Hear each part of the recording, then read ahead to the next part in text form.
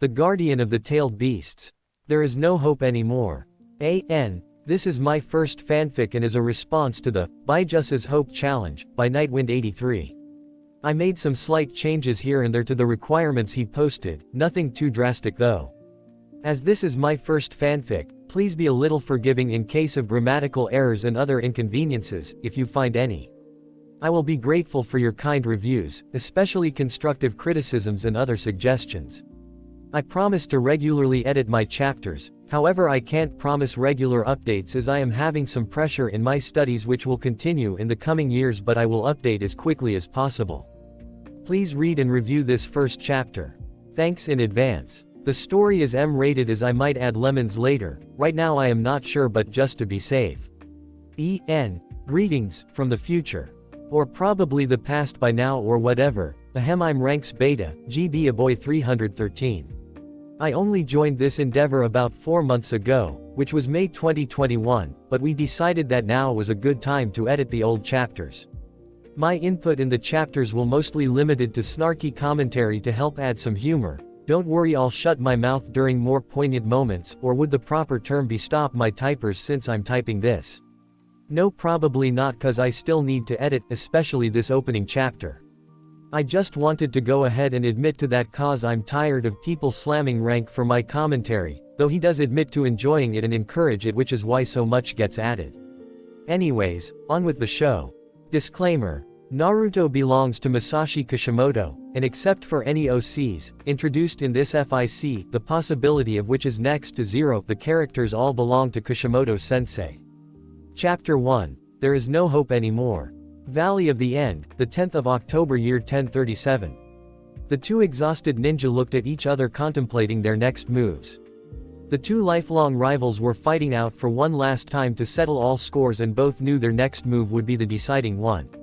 The raven-haired ninja eyed the blonde getting up on his feet to face him again. Even after getting beaten into a pulp, the so-called number one unpredictable knucklehead ninja refused to give up and had pushed the last Uchiha to his very limits. His stubbornness annoyed the out of the so-called Avenger and Revolutionary, and it was not that the blonde was the only one beaten into a pulp. He had beaten Sasuke into a pulp as well, and even after the last Uchiha was able to steal his remaining chakra, somehow it seemed he still packed a punch. Again, Sasuke yelled. Why don't you just give up and let me finish you off for good? He questioned the blonde who had just punched him so strongly that he had been thrown high up into the statue of Madara Uchiha, or whatever remained of it. Naruto smiled. It was one of his real smiles. Because you are my friend, replied the Jinchuriki of Kurama. Sasuke had it. He poured all his remaining chakra into one last attack, hoping to finish the annoying blonde for good. Lightning engulfed his hand along with black flames, and he prepared to jump down. Be careful, he intends to finish you off with one last attack, warned Kurama, the greatest Biju from inside Naruto's mind. In front of him stood his trusted Jinchuriki, calm and collected unlike his loud and boisterous self. He didn't reply a word. I will give you the last of the chakra I have, and then I will go into a slumber for some time. Don't use your chakra till the last moment. And the great nine-tailed fox was suddenly silenced by the raised fist from his favorite blonde. He had a swollen blue eye, his jumpsuit had been torn into shreds, leaving a rather messed up mesh shirt covering his skin. The blonde flashed one of his real smiles at his trusted companion. Wordlessly, Kurama bumped his paw with his partner and transferred the last of the chakra he had accumulated. The blonde started walking away from the mindscape to prepare his final attack. The fox looked at him one last time before dozing off and smirked, already sure that this boy would soon change the world. Sasuke jumped down, his hand engulfed with lightning along with the black flames of Amaterasu, his target set at Naruto's heart. Naruto jumped up with all his might towards Sasuke with a look of determination. The situation couldn't have been more ironic. The usually calm, collected and patient Sasuke was screaming impatiently for Naruto's blood, whereas the usually loud and boisterous Naruto was calm, determined and collected. Naruto, following Kurama's advice, held on patiently till the last moment and started accumulating and rotating all his remaining chakra on his right hand. He usually had to rely on a shadow clone to make a Rasengan, however he had been able to do it single-handedly since quite some time without even realizing. However, at this moment he realized he was able to make the swirling sphere of chakra without assistance even in his base form without Sage Mode or Kurama's chakra. He also felt as if hands of all his precious people were waving over the sphere as if lending him their power. Finally Naruto yelled as soon as the Rasengan was completed and brought his palm forward aimed straight for Sasuke's attack. The two lifelong rivals met head-on mid-air and their attacks collided with full force and started fighting for domination as both ninja tried to push forward with all their might. Chakra of both the attacks combined and exploded, engulfing the whole area in a huge and very bright explosion, and then for Naruto and Sasuke, everything went dark. A day later, Sasuke was able to see through Naruto's memories and his feelings and finally realized how much pain he has caused his rival-turned-brother figure in his quest for power, revenge and revolution. Naruto had admitted last night, when both of them had briefly regained consciousness, that he felt the pain when he saw Sasuke suffering all alone. The blonde had claimed that he was nervous that the genius Uchiha would accept him as a friend, so he proclaimed himself as his lifelong rival. Sasuke finally admitted that he also felt Naruto's pain when he saw the latter suffering alone. The blonde, even after all his suffering, forged his path ahead, inspiring others around him, and that Naruto, despite all his failings, continued to walk ahead of him just like his late elder brother used to. Finally morning came and Naruto and Sasuke were awoken from their slumber. "Is it really heaven this time?" Naruto asked in a low and pained voice. "We are still alive, we just dozed off. Looks like we failed to die again," commented Sasuke, obviously in a lot of pain. Neither could move their body an inch and both realized that they were rapidly losing strength. "My body won't move an inch. I was really hoping to punch you hard and beat the sense into you," the blonde replied. Sasuke started to chuckle, confusing the out of the blonde. "What is it?" Naruto asked, irritated. "We're messed up like this and you still want to fight?" Sasuke asked, chuckling. The pain was still evident in his voice. "All right, I admit it, I've lost," Sasuke declared with a satisfied smile. "What?" Naruto exclaimed. "It's not about winning or losing, it's about beating sense into a friend. The real fight comes after that," Naruto ranted. The blonde might have continued his rant but Sasuke cut him off. "Naruto. What? I just acknowledged you. Quote. If I die right here, the cycle of hatred would end, that would be a revolution as well. Hey, I should put an end to myself here, you can then implant my Rinnegan in Kakashi and dispel the infinite Tsukuyomi. Sasuke, if you really are prepared to die, you should help me bring peace in the world when I become Hokage," Naruto commented. "Although I don't really think I'll last that long," he thought to himself. "Do you really want that, Naruto?" the last Uchiha asked. "Of course I will be glad to have you as my right-hand man when I become Hokage." Suddenly Sasuke started coughing and his pain became unbearable, his eyelids started becoming heavier and his vision began to blur. "Naruto, I don't think I can last any longer, I am sorry." "What are you saying, Tem? Don't you dare die on me," Naruto yelled with all his remaining strength. I have really failed you as a friend and brother, Naruto, and I can't even live anymore to fix it up." "Dobi," Sasuke said and coughed again. "My vision is fading and I can sense that I have lost almost all my chakra. I can't go on, Naruto, I am sorry." The Uchiha apologized again. "Tem, don't you dare," Naruto whispered, too weak to yell now. I don't even have the chakra to dispel the infinite Tsukuyomi," Sasuke said as his breathing became more and more difficult and longer. "The only thing I can do with my remaining chakra is to free the Biju." Saying this, Sasuke focused all his remaining chakra. "Chibaku Tensai, release," he whispered the words out. Naruto could hear a rumble at a distance. "Naruto, there's one last thing I will tell you as a brother." "What is it, Sasuke?" the blonde asked, too weak to express any emotions. "When you free them all, give Hinata Hyuga a chance. That girl has really loved you for as long as I can remember." Naruto only sighed in response. I promise, Sasuke, if I get out of this I will become hers. I promise," the Jinchuriki whispered. "If not in this life, then definitely in the next," Naruto thought to himself. "Naruto, please tell Sakura and Kakashi-sensei that I was sorry." Naruto closed his eyes and some tears fell. "In the end I failed you, Ni-san," Sasuke whispered, now too weak to keep his eyes open. "Sorry for everything, Brother, Sasuke whispered to Naruto for one last time and fell silent. Seconds later his breathing stopped. Sasuke. Sasuke. Naruto whispered and didn't get a reply. It's Sasuke, it was too soon for you I really failed. Naruto sighed again and closed his eyes. He also found that breathing was becoming more and more difficult for him and his own vision was beginning to blur as well. No, not like this, not yet, I can't die here. I am yet to become Hokage. I am yet to accept Hinata-chan's confession, she's waiting for me, Don't give up my body, Naruto mentally cursed himself but soon realized he won't last much longer whatever he did. He could hear some footsteps, perhaps the Biju were rushing towards him, he was sure they won't make it in time. Kurama. The blonde went into his mindscape and called his partner. He found the fox trying to accumulate chakra instead of sleeping, probably to stop his blood loss. Kit, don't give up yet, I am trying to gather chakra to stop your bleeding, hang on.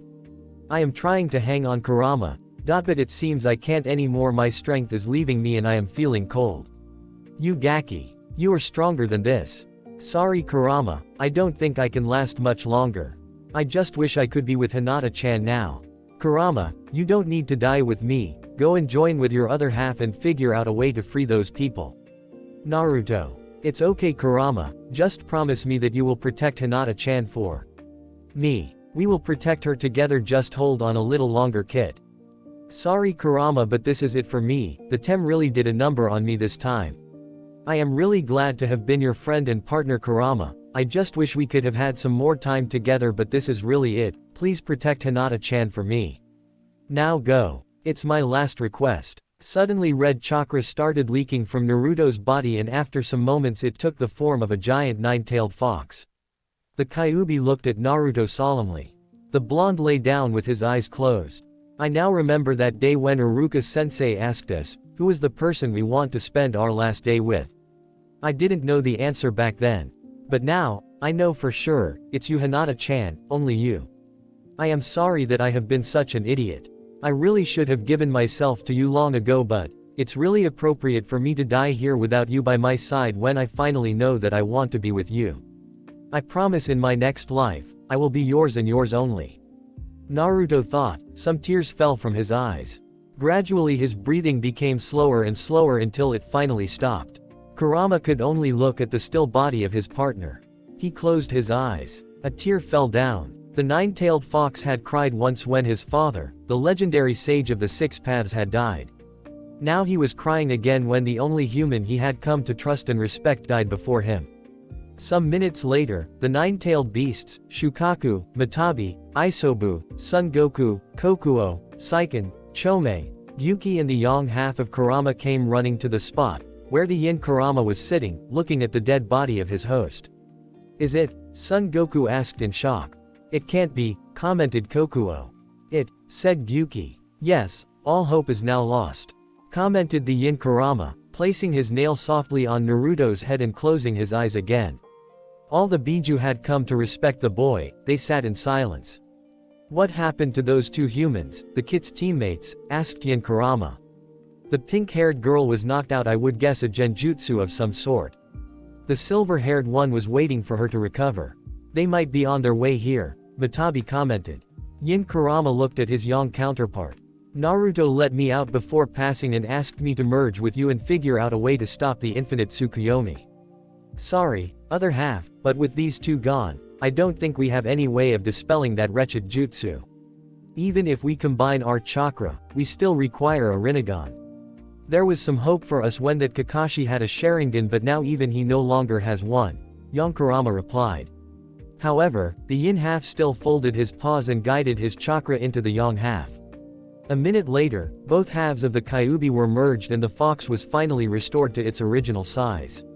Is there really no way to stop that wretched jutsu? Asked Seiken. If there was, I would have already done it.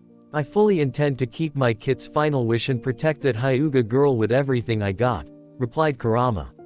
All his efforts to hide his sadness and frustration were failing. Wait, there is a way, the Ikibi, Shukaku exclaimed. He had been uncharacteristically silent till that moment.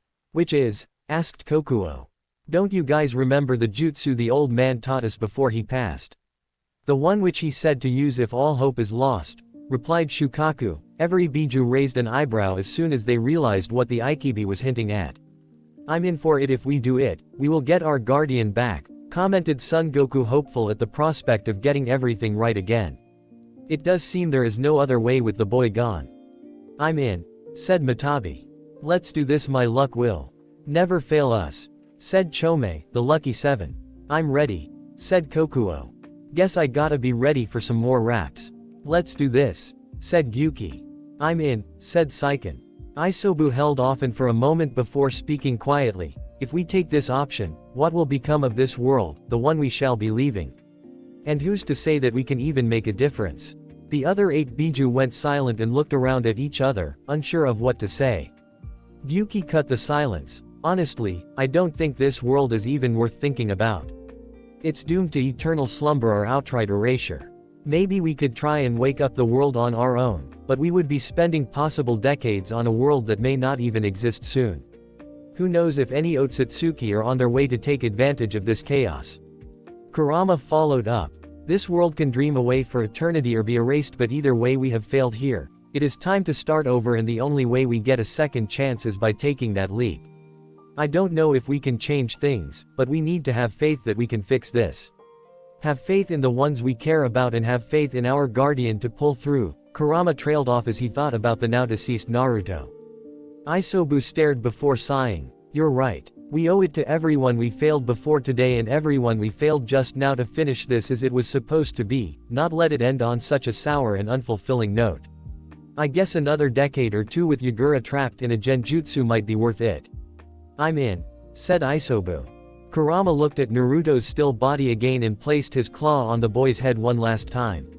I told you we'll protect your Vixen together, kid, and now we will. Get ready, everyone. With that, Kurama extended his paw towards his siblings. Just to let you know, Kurama, your role will be the most important one in this. Be careful, cautioned Matabi. Tisk. I know what to do now, trust me I do. Every Biju then placed their paw on top of Kurama's and started focusing their chakra. A large intricate seal appeared beneath them and started to glow. The concentration of the huge amount of chakra from all 9 Biju sent shockwaves in every direction. Ninshuu. Time reversal, exclaimed all the tailed beasts in unison. Then they were all engulfed in a very bright light beam shooting towards the sky. Moments later the beam vanished along with the Biju as if they were never there. Round 2 begins. Matabi knew something was wrong and yet right, so confusing. Like something horrible happened and the memories of things that could not be true began invading her mind. Surrounded her within Yugito's mindscape, and soon when the monster cat became visible again, she was slightly bigger. The two selves had merged. Matabi remembered everything, the horrors of the ghetto Mazo's stomach and being part of Jyabi and Kagaya. Yugito's death by the hands of Hidan and Kakuzu, indirectly through capturing her, stuck with the Nibi. Preventing that from happening was her highest priority. The easiest way would be to just go ahead and tell Yugito and work towards convincing her of the horrible future that hopefully could be averted. But Matabi had other ideas. So good to be back in a familiar place, especially after my sudden eviction and imprisonment. We have plenty of time to change things.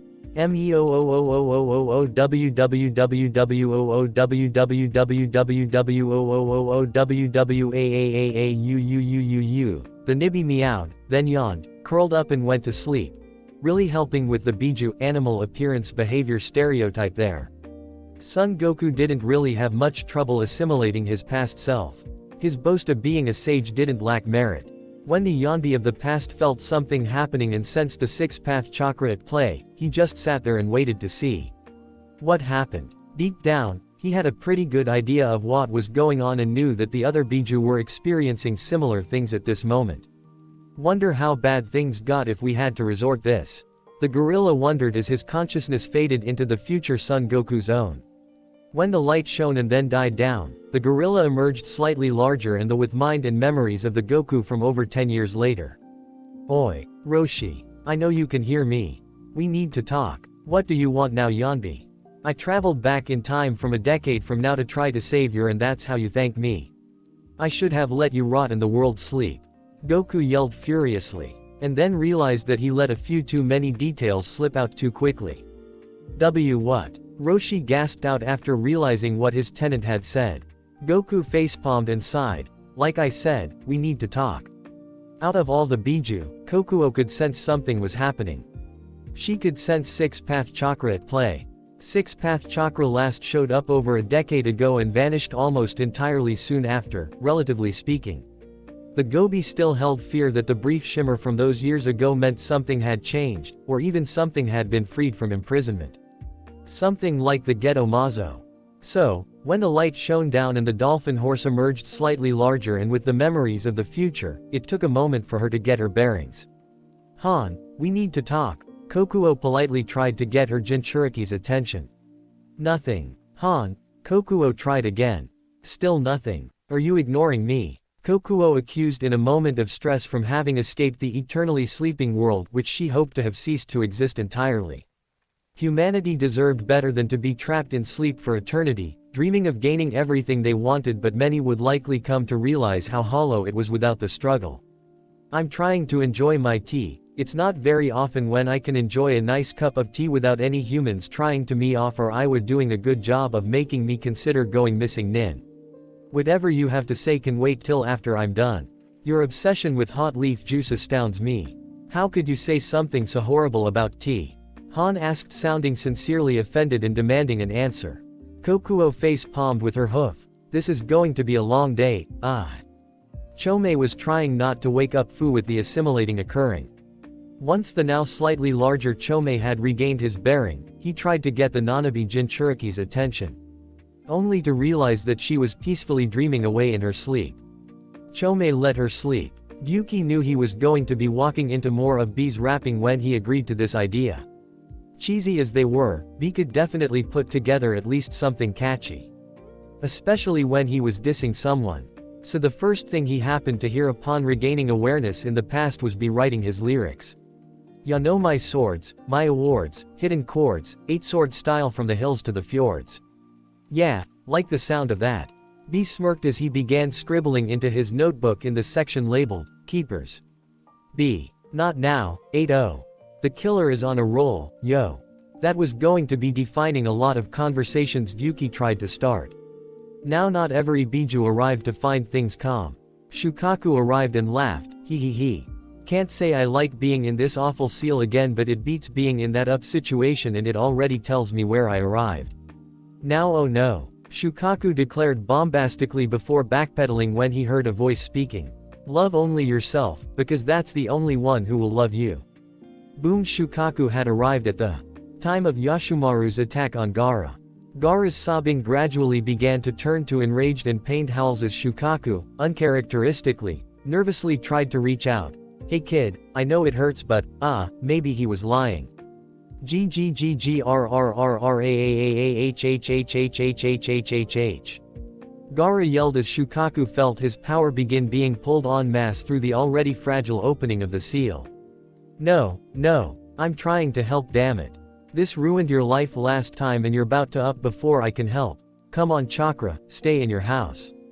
Don't leave daddy. Shukaku screamed in a fit of hysterical mania. He managed to resist Gaara's pull and a minute later, Gaara calmed down. Phew, had me worried there kid. I could use a drink after that, wonder how I can get one in and then Shukaku noticed Rasa in Gaara's line of sight, smirking smugly. You know what, never mind about that drink. Oh me. Isobu arrived and to no surprise, he was in Yagura as he was trapped in the genjutsu that Toby controlled him with for years. Fan-friggin-tastic. Wonder how this will end. Akatsuki taking Yagura for me, May defeating Yagura again and imprisoning him again before a botched retrieval attempt kills Yagura and sets me free to get grabbed by Deidara and Toby after that boy who could control my chakra gets spirited away by his caretakers, or perhaps I might actually save my friend. Isobu asked cynically. To no one. The Sanbi sighed and stretched. Damn it, Kurama and that boy of his got to me. Well, I spent over a decade in this illusion before, maybe I can use this time to further my understanding and possibly break it. Or at least erode part of it. Isobu began stretching his metaphorical feelers out into Yagura's network and began analyzing the genjutsu. I wonder if Toby came up with this himself or if he got the idea from elsewhere. It looks like it is only truly controlling Yagura at times, the rest it seems to be clouding his moral compass and exacerbating certain emotions. This might take years to break. Saiken arrived in his seal and noticed something unspeakable. It was dirty. Kurama often compared the Rokubi to cockroaches with his obsession with keeping his living area clean.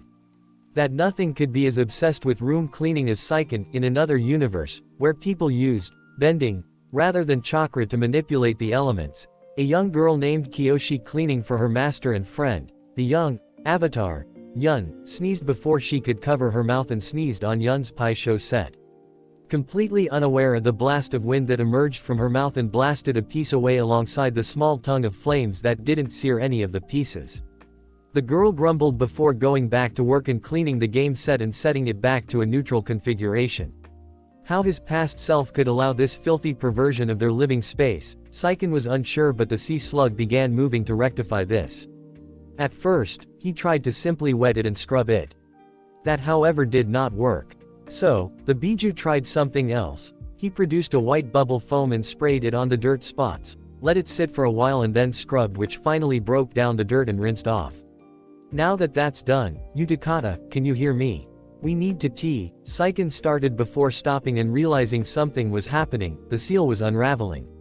Are you kidding me? Utakata's master is trying to extract me. Happened years later. Darn it. The Biju arrived throughout the same day. Some to favorable circumstances, others to decidedly unfavorable ones, and one to the consequence of messing with time in the first place, the butterfly effect, taking hold in front of them. But one shall arrive to fulfill a promise, in time. Kanahagakure no Sato, the village. Hidden in the leaves, December 6, 1027. A pale-eyed girl was being forced to kneel and apologize by three boys who seemed to be a year or two older than her. The girl began to sob and apologized again, but the boys were not satisfied. Apologize again, yelled one of the three bullies. Iiamss sor rai y, the pale-eyed girl pleaded, sobbing. Hey, what are you doing? Yelled a short blonde-haired boy, wrapped in a red scarf. Leave her alone, he yelled to the three bullies. Huh, and who the are you? I am Uzumaki Naruto, I will be Hokage one day, Dadbeo, the blonde yelled. The three looked at him for a moment and then burst out laughing. You, the Hokage, what a joke. Shut up or I will beat you up with my awesome jutsu, yelled the blonde with his hands in a cross sign.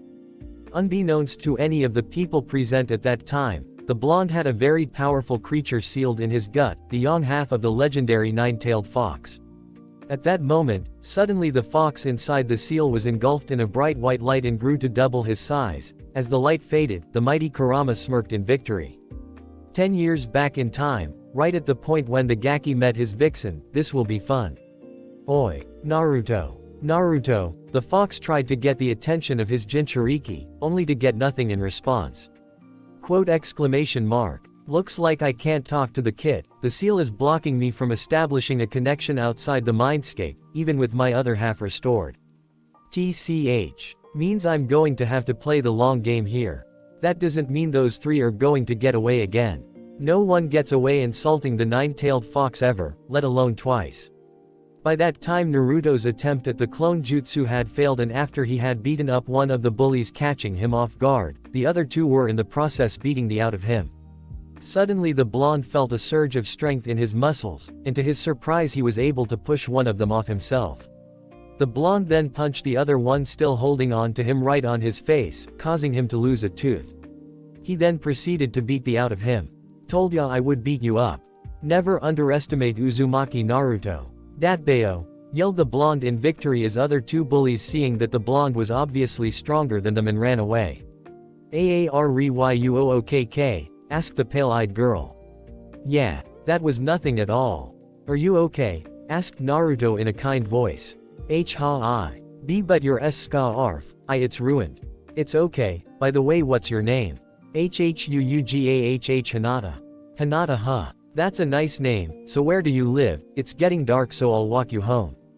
The blonde offered his hand with a grin. Hinata nodded and Naruto took her hand. The two walked away and minutes later, found themselves outside the Hyuga compound. Hinata suddenly remembered why she had run away in the first place. She had lost in a spar with her cousin and her father had called her a failure. She started to sob again. Hey, Why are you crying? Asked Naruto concerned. Hey, you live in such a huge place and you are crying. I don't have anyone but I don't cry. So, cheer up a bit, said Naruto, trying to comfort the girl. Hinata found his words reassuring and collected herself, wiping her tears away. Hi. That's good, so now that you're home go get some rest and take care. See ya around, Hinata, saying that the blonde ran away waving his hand. This went a little better than last time, said the fox to itself. 6 years later. To Kurama's frustration, he couldn't make any improvements in Naruto's life or strengthen him. The only thing he did was better his chakra control. In the previous timeline, in order to make Naruto more dependent on him, Kurama knowingly messed up the blonde's chakra control by sending large bursts of chakra into his chakra network, which made the blonde's chakra network unbalanced. However, this time, Kurama let out a steady flow of chakra into the blonde's chakra network, which the fox believed would make the chakra network more balanced. However, he couldn't verify the theory until the blonde attempted the tree walking exercise. The fox was yet to speak to his host. He had figured out that he wouldn't be meeting the boy till Jiraiya threw him off the cliff. Due to the fox strengthening his chakra, Naruto was made physically stronger. Still, the academy instructors, especially Mizuki, had knowingly given him wrong taijutsu instructions, due to which the blonde's performance in hand-to-hand remained rather poor. To his further annoyance, the blonde had remained a loudmouthed fool just like the previous timeline. He was poor in academics, taijutsu, he still couldn't perform the clone jutsu. He had again made himself the self-proclaimed rival of the last Uchiha. He was again having a one-sided crush on Sakura and had gotten a lot of punches to his head after asking the pink it out. Of all the things, the blonde's obsession with Sakura had annoyed the Kyuubi the most. Even after being stuck inside Naruto's gut for 17 years in the original timeline and 6 in the new one, Kurama couldn't still figure out why the blonde had a crush on perhaps the loudest fangirl of Sasuke Uchiha. Kurama even believed that the growth of Naruto's brain had been slowed down from Naruto being repeatedly punched in head by Sakura. The blonde's obliviousness to Hinata's affection for him did not help with the fox's frustrations either. The fox was eager to bring the two together.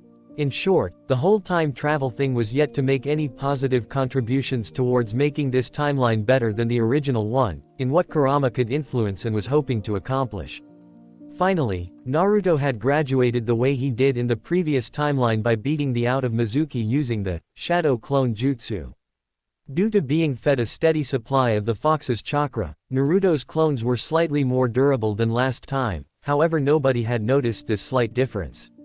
Just like the previous timeline, Naruto was placed in Team 7 with the same teammates.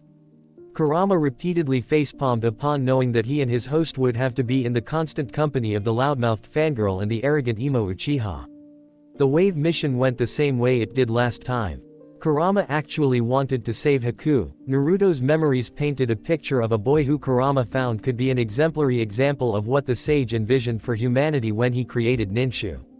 However, due not being in touch with Naruto, he couldn't affect Naruto's actions. After the wave mission, the Chunin exams went exactly the same way they did last time, all the way till the preliminaries. Naruto was slammed by the 5-point seal, effectively stopping Kurama from supplying chakra into Naruto's system. Naruto eventually defeated Kiba, who was superior to him in speed and taijutsu, by thinking outside the box. He again vowed vengeance upon Neji on Hinata's blood. And finally, the blonde had ended up with Jiraiya at the valley where he was to meet Kurama eventually. The fox was rather impatient to meet Naruto this time around. Gaki, you need to chakra from your other chakra source to perform summoning correctly, commented Jiraiya. How do I draw chakra from the damned fox arrow Sennin? When have you been able to access the fox's chakra previously?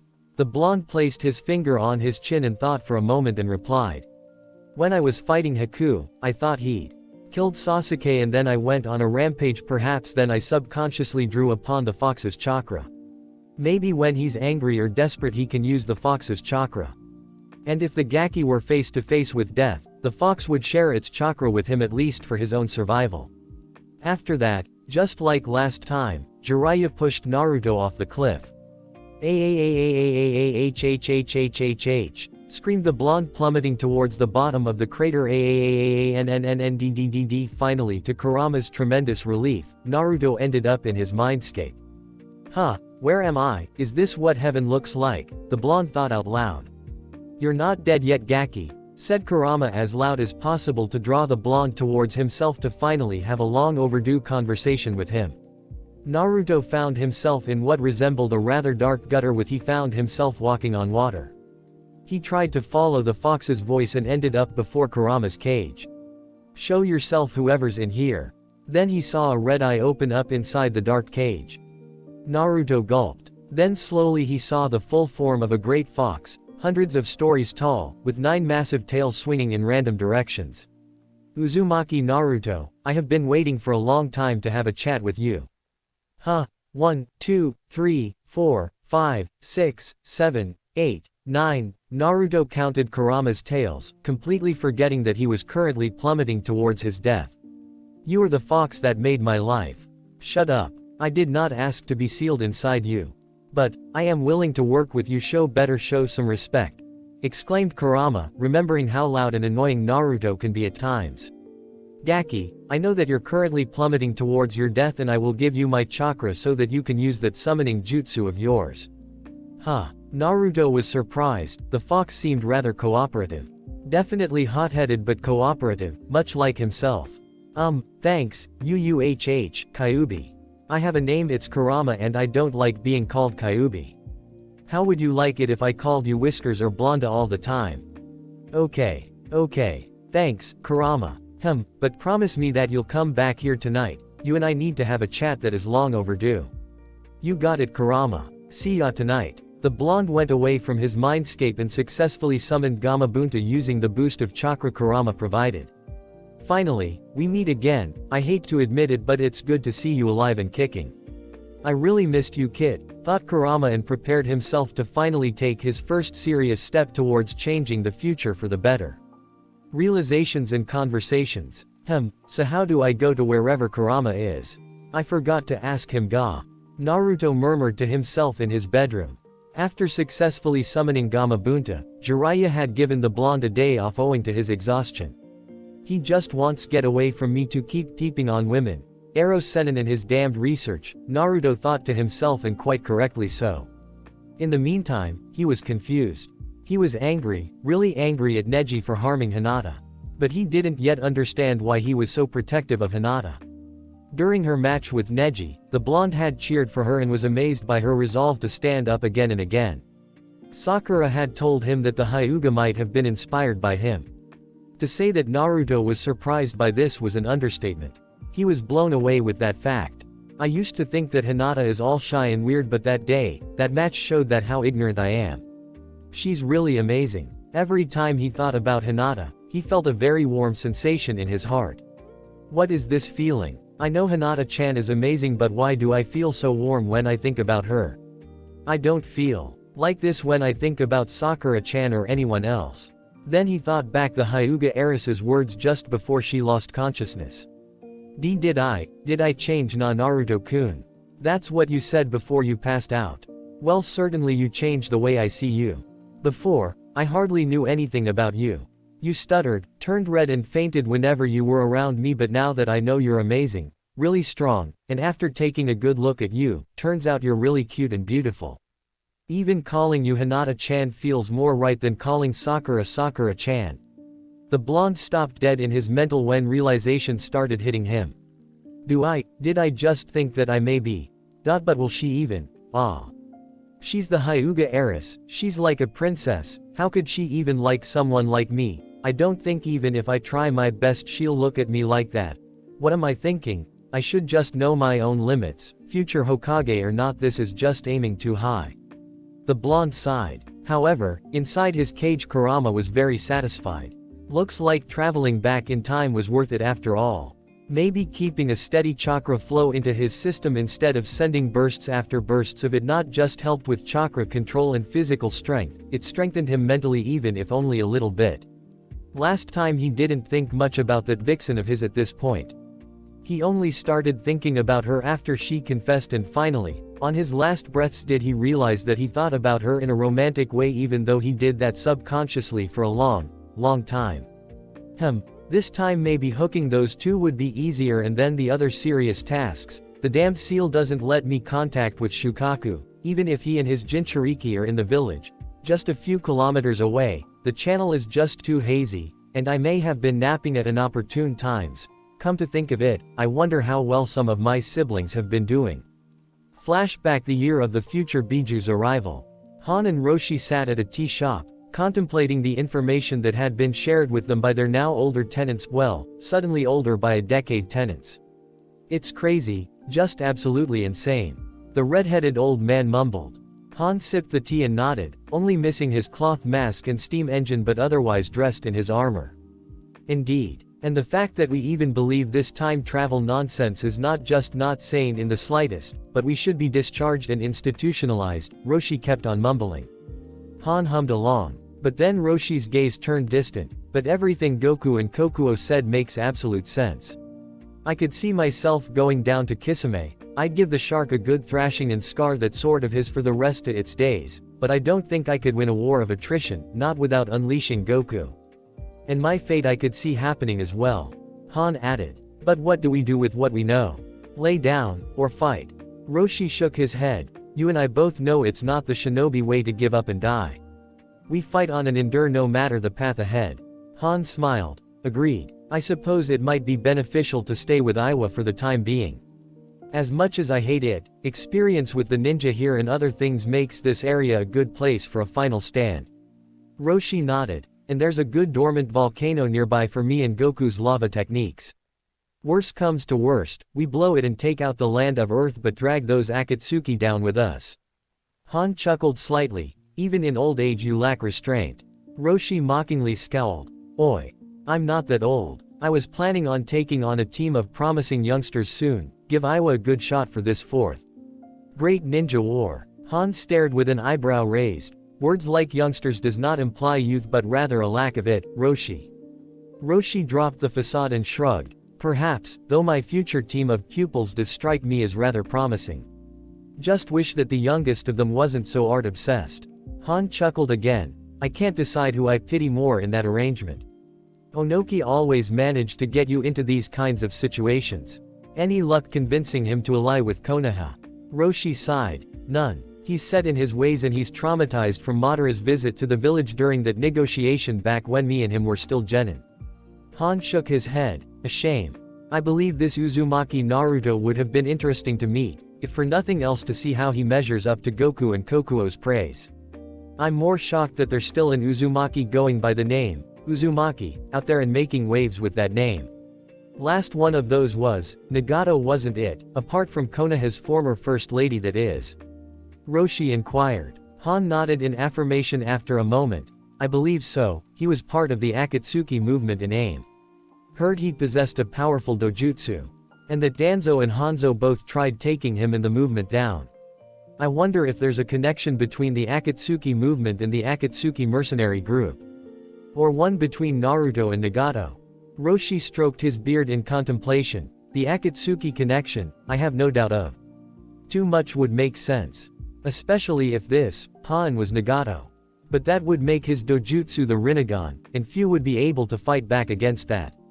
The Naruto and Nagato connection is quite a bit vaguer, but I remember Jiraiya's first book being dedicated to an Uzumaki Nagato, with the main character being his given name corrupted into Naruto.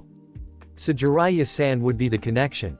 Han asked. Most likely. In the editions that mentioned Nagato the most, it was the earliest one. Jiraiya expressed absolute belief that Nagato would change the world. A kid with the Rinnegan would be quite the thing to place that kind of faith in, and with the legends regarding those eyes' power it would make sense he had that kind of expectation. Roshi exposited. But it would seem that Nagato has forsaken such aspirations, Han started. Or has gone about taking a bloodier path to it. One that made him into pain, the man leading Akatsuki.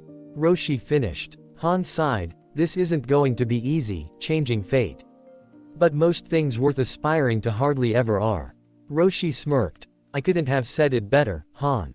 Modern day Kumo. 10 days ago. I'm tellin' ya bro, Konoha would be a good fit for us. Help get Kumo out of that funk we've been in. B spoke while Yugito watched flatly. I wish I could be riling up Omoi, Karui and Samui. It's so funny. Would beat these two arguing. B, for the last time, we are not in a funk. Business has been slowing for a while. We've had more years of peace now than we got between the Second and Third Wars. People are starting to think that the continent-wide Cold War might finally be wrapping up. The Rakage complained. And how did Kumo's business slowing down start? Yugito cut in. The Hyuga affair. I sighed out. The Hyuga affair had been an albatross around the hidden village's neck for almost a decade. Perhaps in a few years, it would stop actively affecting Kumo's international mission bring-in. The mission was a mistake from the start, but some in power wanted to have Kumo claim the glory of stealing the all-seeing Byakugan. The mission showed just how little the Lightning Daimyo knew about ninja operations, and I finally got the authority to override further mission orders for similar missions, but only after the mess was over. Thankfully, as similar missions had been ordered over the years. No telling where Kumo's international revenue would be at if I had been forced to follow through on them. B and Yugito had been pushing I to work towards mending the rift between Kumo and Konoha for years, but they had been especially adamant about going through with it ever since the Konoha Chunin exams had been announced. The benefits to such an alliance were slowly becoming more appealing to I. The possibilities were appealing, with the possibility of getting cadet branches to Konoha clans established in Kumo being a good means of convincing the more power-hungry Lightning officials to agree. I sighed. And how do you propose we get negotiations opened? It's too late to send a team, the exams are about to start and the deadline to register foreign teams passed yesterday. Yugito shrugged. Why not just organize a visit during the third exam? The exams are used for politics anyways. You would be the one to suggest simply cutting the knot rather than untying it. I know, Matabi. I'm trying to help that Naruto kid. If his fate is what you and Gyuki say it is, then we need to ensure we can get him to the Turtle Island. B added, yeah, bro. Organize a visit and get things cool between Konoha and Kumo. Get things right and apologize for that mess. I stood silent for a minute. I'll think about it. B and Yugito smiled internally and shared a sentiment. Score. Perfect. Back with Naruto and Kurama in the present. Come on Naruto, get here quickly, we have a lot to discuss. Thought Kurama while he waited for the blonde to appear before him. Meanwhile, Naruto decided to focus on talking to his tenant for the time being and tried to focus on the seal and the fox while closing his eyes. He had watched Jiraiya meditating earlier when he was playing around with the summoning jutsu and perfecting his water walking. Upon asking him about it, the Toad Sage revealed that it helped him clear his mind and focus. So, the blonde decided to try it out this time, and indeed while trying to focus on the fox, he felt a pull inside his mind and in a fraction of a second found himself standing before the fox's cage. You in here? Kurama? The blonde asked quietly. He didn't really want the gigantic fox to yell at him for being loud. He calls me loud, but I can bet he is a million times louder than me and scary as.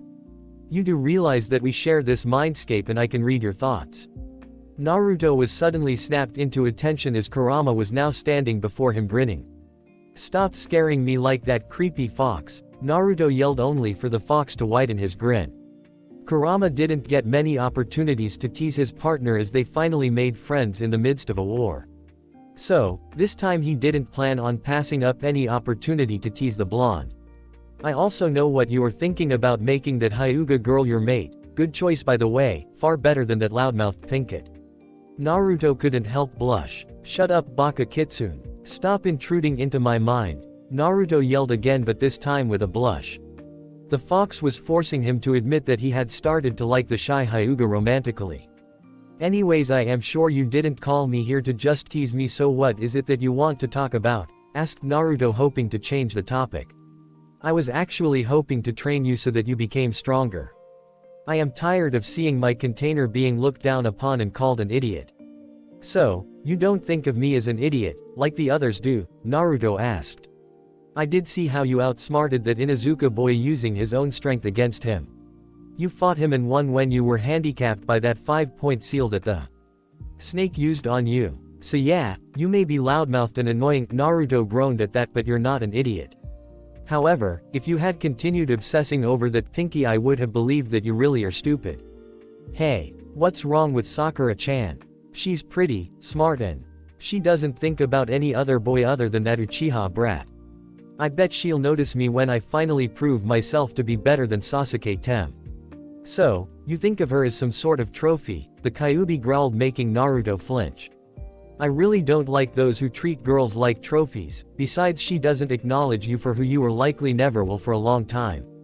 So maybe when she sees me for who I am, I might have a chance, Naruto asked, giving a grin, a false one. Absolutely not. Besides, you just realized that you like that Hyuga chick more than that Pinky, so it's better you stop lying to yourself.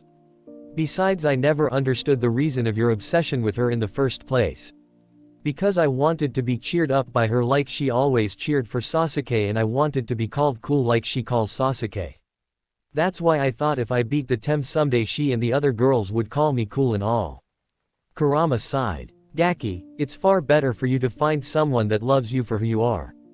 Thinking back, I guess that Hyuga girl you are thinking so much about nowadays never drooled over that Uchiha brat like he's some. Hinata-chan is almost royalty in this village. I doubt she'll ever accept if I ask her out, and I don't know why, but I am afraid that I won't be able to take a rejection from her. She's really nice, and if she stops being friends for that, then you need to find out more about her. Your nervousness also shows that you really want to spend time with her. Anyways, now back to your training. Before we discuss the details of your training, I want you to tell me what you think of me. I can sense if you're lying or not, so be totally honest. Well, I know that you attacked the village 13 years ago. People fear you and call you a monster. But after talking to you, I think that even if you're a monster, you seem pretty smart. And someone as smart and powerful as you will never attack the village or kill people without a proper reason. Heck, even I never attacked anybody without any reason, Naruto explained. Kurama could sense that the blonde was totally sincere in his reasoning and was satisfied. I can't help but be reminded of Chome by him. I wonder how the bug is doing. Meanwhile, in Fu's mindscape. And so, we just laughed it off and then fired a bunch of Bijudama at the place. Anyways, that's how the land of Sky's empire got crushed and Ribi got sealed away. Fu remained silent. Am I being ignored? Chome asked, genuinely worried. Fu's trying to meditate, Chome. Chome's Jinchuriki responded. Oh, sorry. Then Chome heard a distinct, almost growling sound. You're not meditating, you're sleeping. And no, I'm not. Yes, you are. I know the difference. Back to Naruto's mindscape. Well, I am pretty impressed with your reasoning. Most humans never see us as anything other masses of chakra with no mind that are to be used as weapons only. That's why I truly hate most of your kind in general. But you can talk, and that pretty much means you can think, which means you have your own mind, and from our recent conversation I can pretty much guess that you're intelligent. Although you do have a short temper just like me.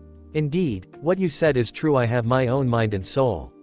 Even if I am a humongous mass of chakra, I am not some weapon of mass destruction. However, fear and greed has clouded the human's judgment for a long time. What do you mean? Those who fear us Biju for our power just want us to disappear so that they don't have to live in the fear of getting annihilated by us. For them, reasoning is out of question. That is very much the reason most of the people in this village hate you, kid. And then there are those who want to use our power as a weapon to achieve their goals. They don't want to reason with us because you don't usually care about the feelings of those who you want to enslave. Just like Madara Uchiha, explained Kurama while spitting at the name of Madara. But this is so cruel. Indeed, it is, both for us Biju as well as those who are forced to carry us, the Jinchuriki, people like you. Wait, you mean there are other Biju like you and Jinchuriki like me? Indeed, there are 9 tailed beasts in total, characterized by the number of tails they possess. The one-tailed Shukaku, he is contained inside that Gaara kid.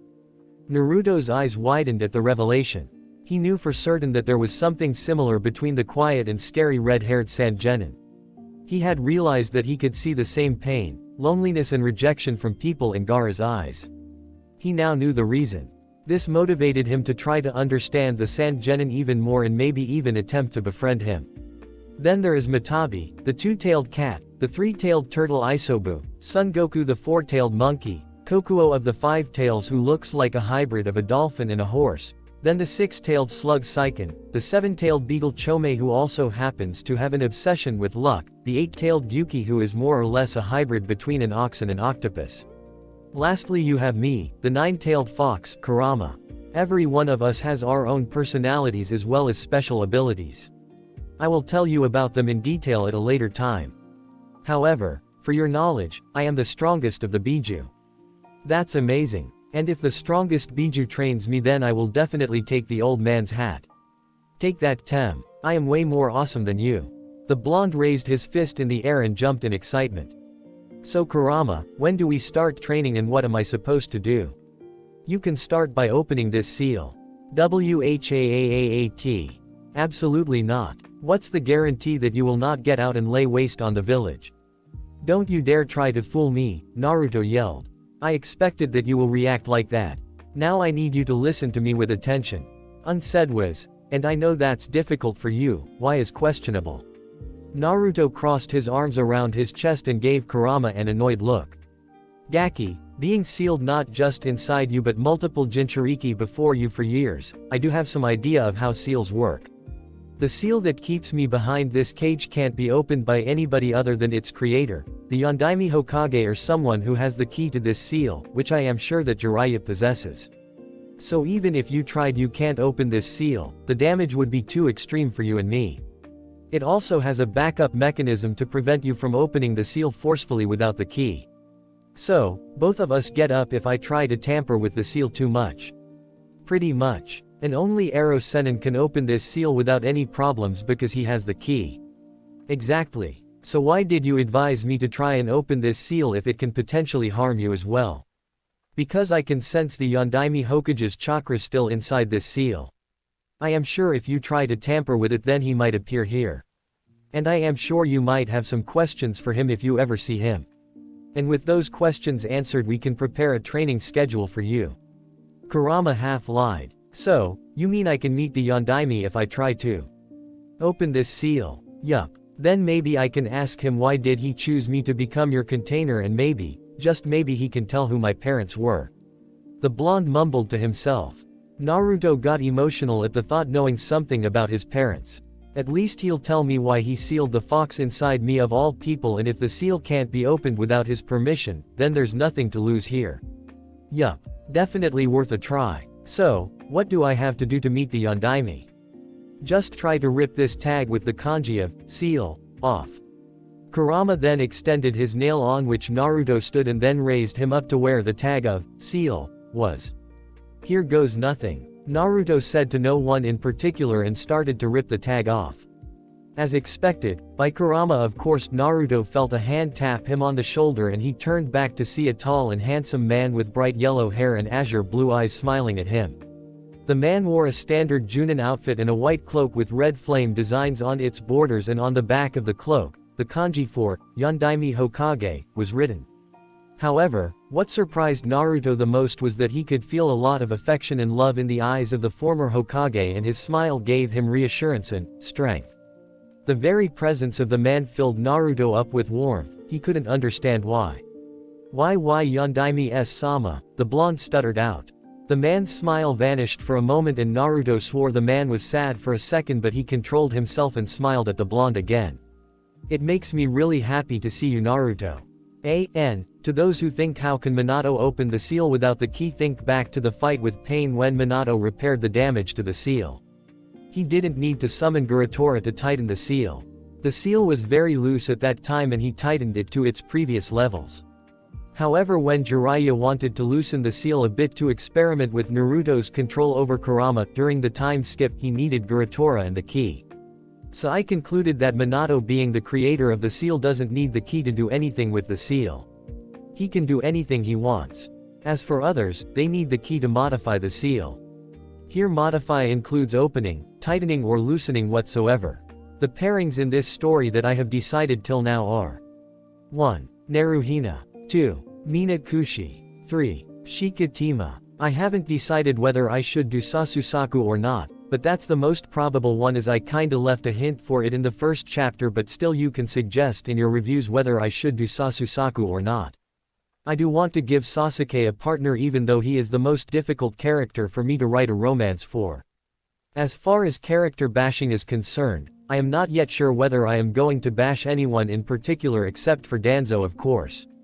As far as Sasuke is concerned, in the first chapter itself I made it clear from the way I presented him that I won't be bashing him. He may have his fall into darkness and a redemption, but he won't be bashed. I truly believe that Hinata, Sasuke, Shikamaru, Gaara and Choji are Naruto's closest friends. Of course Hinata is much more, but a best friend is definitely one of the things she is to him. Kakashi, Minato and Jiraiya definitely won't be bashed. Naruto might throw a rant at both his teachers, but that will be it, no bashing. As for the rest of them, including Sakura, I would request you all to suggest in your reviews whether I should include bashing for anyone in the story. Another thing I would like to clear up is that neither this one nor any other fic I may write in the future will have harems. I hate them with a passion. Romancing multiple girls is totally against the character of the Naruto. I know, and all my fics will be Naruhina, and that's non-negotiable. I'm not alone anymore. Did the Yondaime just call me Naruto? He knows my name. But from what I am told, he died the day I was born after sealing the Kyuubi into me, so how does he know me and why does it feel so good and warm in his presence? Why Yondaime-sama, how do you know my name? The fourth couldn't help give Naruto a sad smile. Well, I am the one who named you, so of course I will know it. You are my son after all. Naruto stared wide-eyed at the man before him. His mind was running through a million thoughts, he couldn't focus on anything. His idol, the man whom everyone in Konoha looked up to, the man he wanted to surpass, and also the man who sealed the Kyuubi inside him, condemning him to a life of hatred and scorn, was his own father, the father he never got to know till now. Why Ari my YYYFFF father? Naruto asked, stuttering in a way that would put Hinata to shame, still not believing that the fourth could be his own father. Yes, I Minato Namikaze, Yondaime Hokage of Konoha, am your father and quite proud to be so. Replied Minato, smiling. Naruto was finally able to bring his thoughts together. The Yondaime was his own father. If the blonde were 16 years old, he might have been able to express his emotions through anger and might have punched Minato in the gut, but this Naruto was still a child, a 13-year-old child, so he just burst into tears while falling into his knees. Then why? Naruto asked his father in between sobs. Minato ran up to his son and embraced him tightly. He couldn't hold some tears either. Why did you seal the fox inside me? Why did you leave me? Why did you have to die? I am sorry, son, but at that time I didn't have any other option. The Kyuubi was attacking the village and the only way for it to be stopped was for it to be sealed into a newborn child, and I could not ask for someone else's baby. How can I ask for another man's child to be sacrificed when I can't sacrifice my own? Besides, who other than my own son can I trust to be able to hold the Kyuubi's power and eventually work with him and become the strongest shinobi ever? What you wanted me to work with the fox and control its power? Yes, I did. During the Third Shinobi World War, I had to fight the Jinchuriki of the Hachibi. I was amazed by the fact he managed to become friends with his tailed beast and they worked together. That man was a great shinobi. Then I have come across the Jinchurikis of the Gobi and the Yonbi, and they even managed to work well together with their tailed beasts. I was sure that my boy can make friends with the Kyuubi one day, and from what I have just learned you already did. I am so glad. So, you think I can trust Kurama and open the seal? Son, being inside the seal made it so I could always watch over you as well as the Kyuubi. 6 years ago, something interesting happened.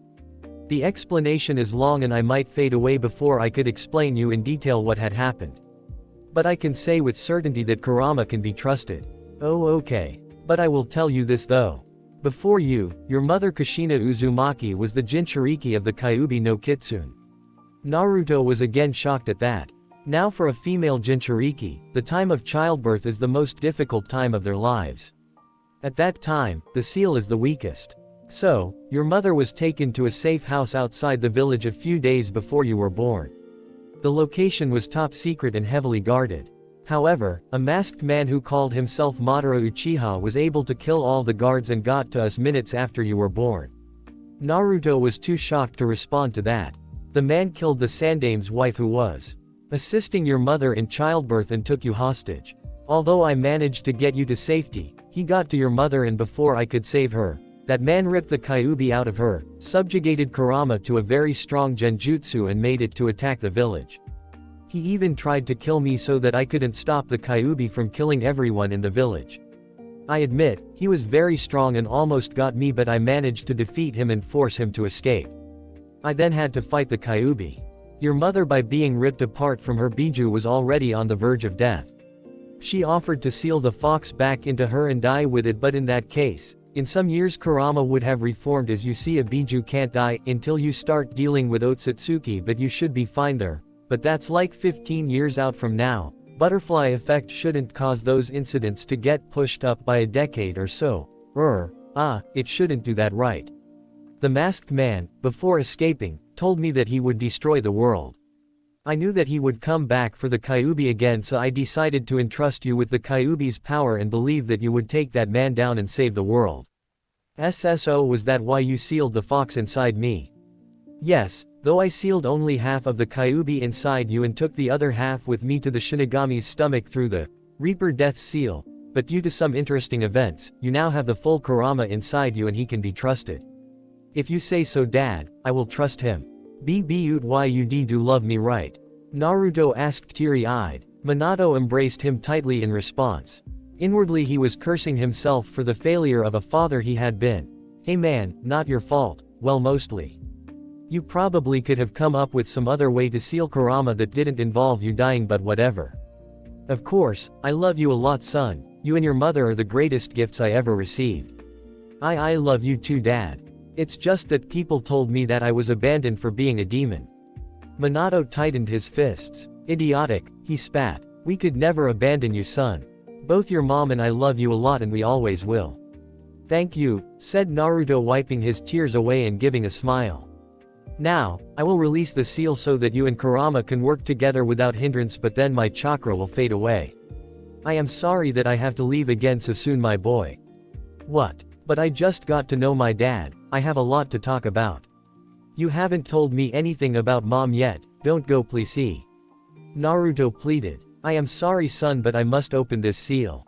Jiraiya sensei won't trust Kurama as easily and it will take years for him to entrust you with the key, so I must do this now. Don't worry though, I sealed some of Kushina's chakra in the seal too, so you can talk to her when she appears. Really? I can meet mom too? Yes, you can, after I open the seal. Oh, okay. Then Minato charged up his remaining chakra and opened the seal. After that his astral body started fading away. I guess this is it, son. Just know that. Not if I can help it, said Kurama and supplied Minato with a little bit of chakra. Minato's body solidified again. The fourth Hokage couldn't believe what just happened. This was simple yet brilliant. I can continuously supply a very small fraction of my chakra. This will keep you here as long as the Gaki lives, so you are staying here for a long time, Yondaime. Though you will just be a voice inside his head, but it's far better than simply fading away. Kurama, thank you so much, said Naruto, teary-eyed in joy. He won't be alone anymore, his father will always be with him. Even if he will just be a voice inside his head, it was better than anything he could have asked for. Well, seeing that Naruto doesn't have to fight you to gain control over your powers, we can bring Kushina out too, commented Minato with a smile. Is that? Naruto asked in anticipation. Yes, Naruto, Kushina Uzumaki, the woman who had been the light of my life and your mother, her chakra is in this seal too. The Jinchuriki was teary-eyed again as Minato concentrated his chakra and went through a few hand seals in rapid succession. When he finished, a glow of chakra appeared from the now opened seal. The chakra flew and settled in front of the father and son and took the form of a woman. When Naruto observed her, he found that he had no words to describe the woman in front of him. She wore simple clothes, had shining red hair that went down beyond her waist, and she was just too beautiful. When she looked at Naruto, the blonde boy was overwhelmed by the affection he received from her. Never before had he felt so much love. The boy just ran up to Kushina and jumped and hugged her with all his might and cried again, shouting, "Mom!" In between his sobs. Kushina couldn't help crying herself. She had seen the terrible childhood he has had up to that point.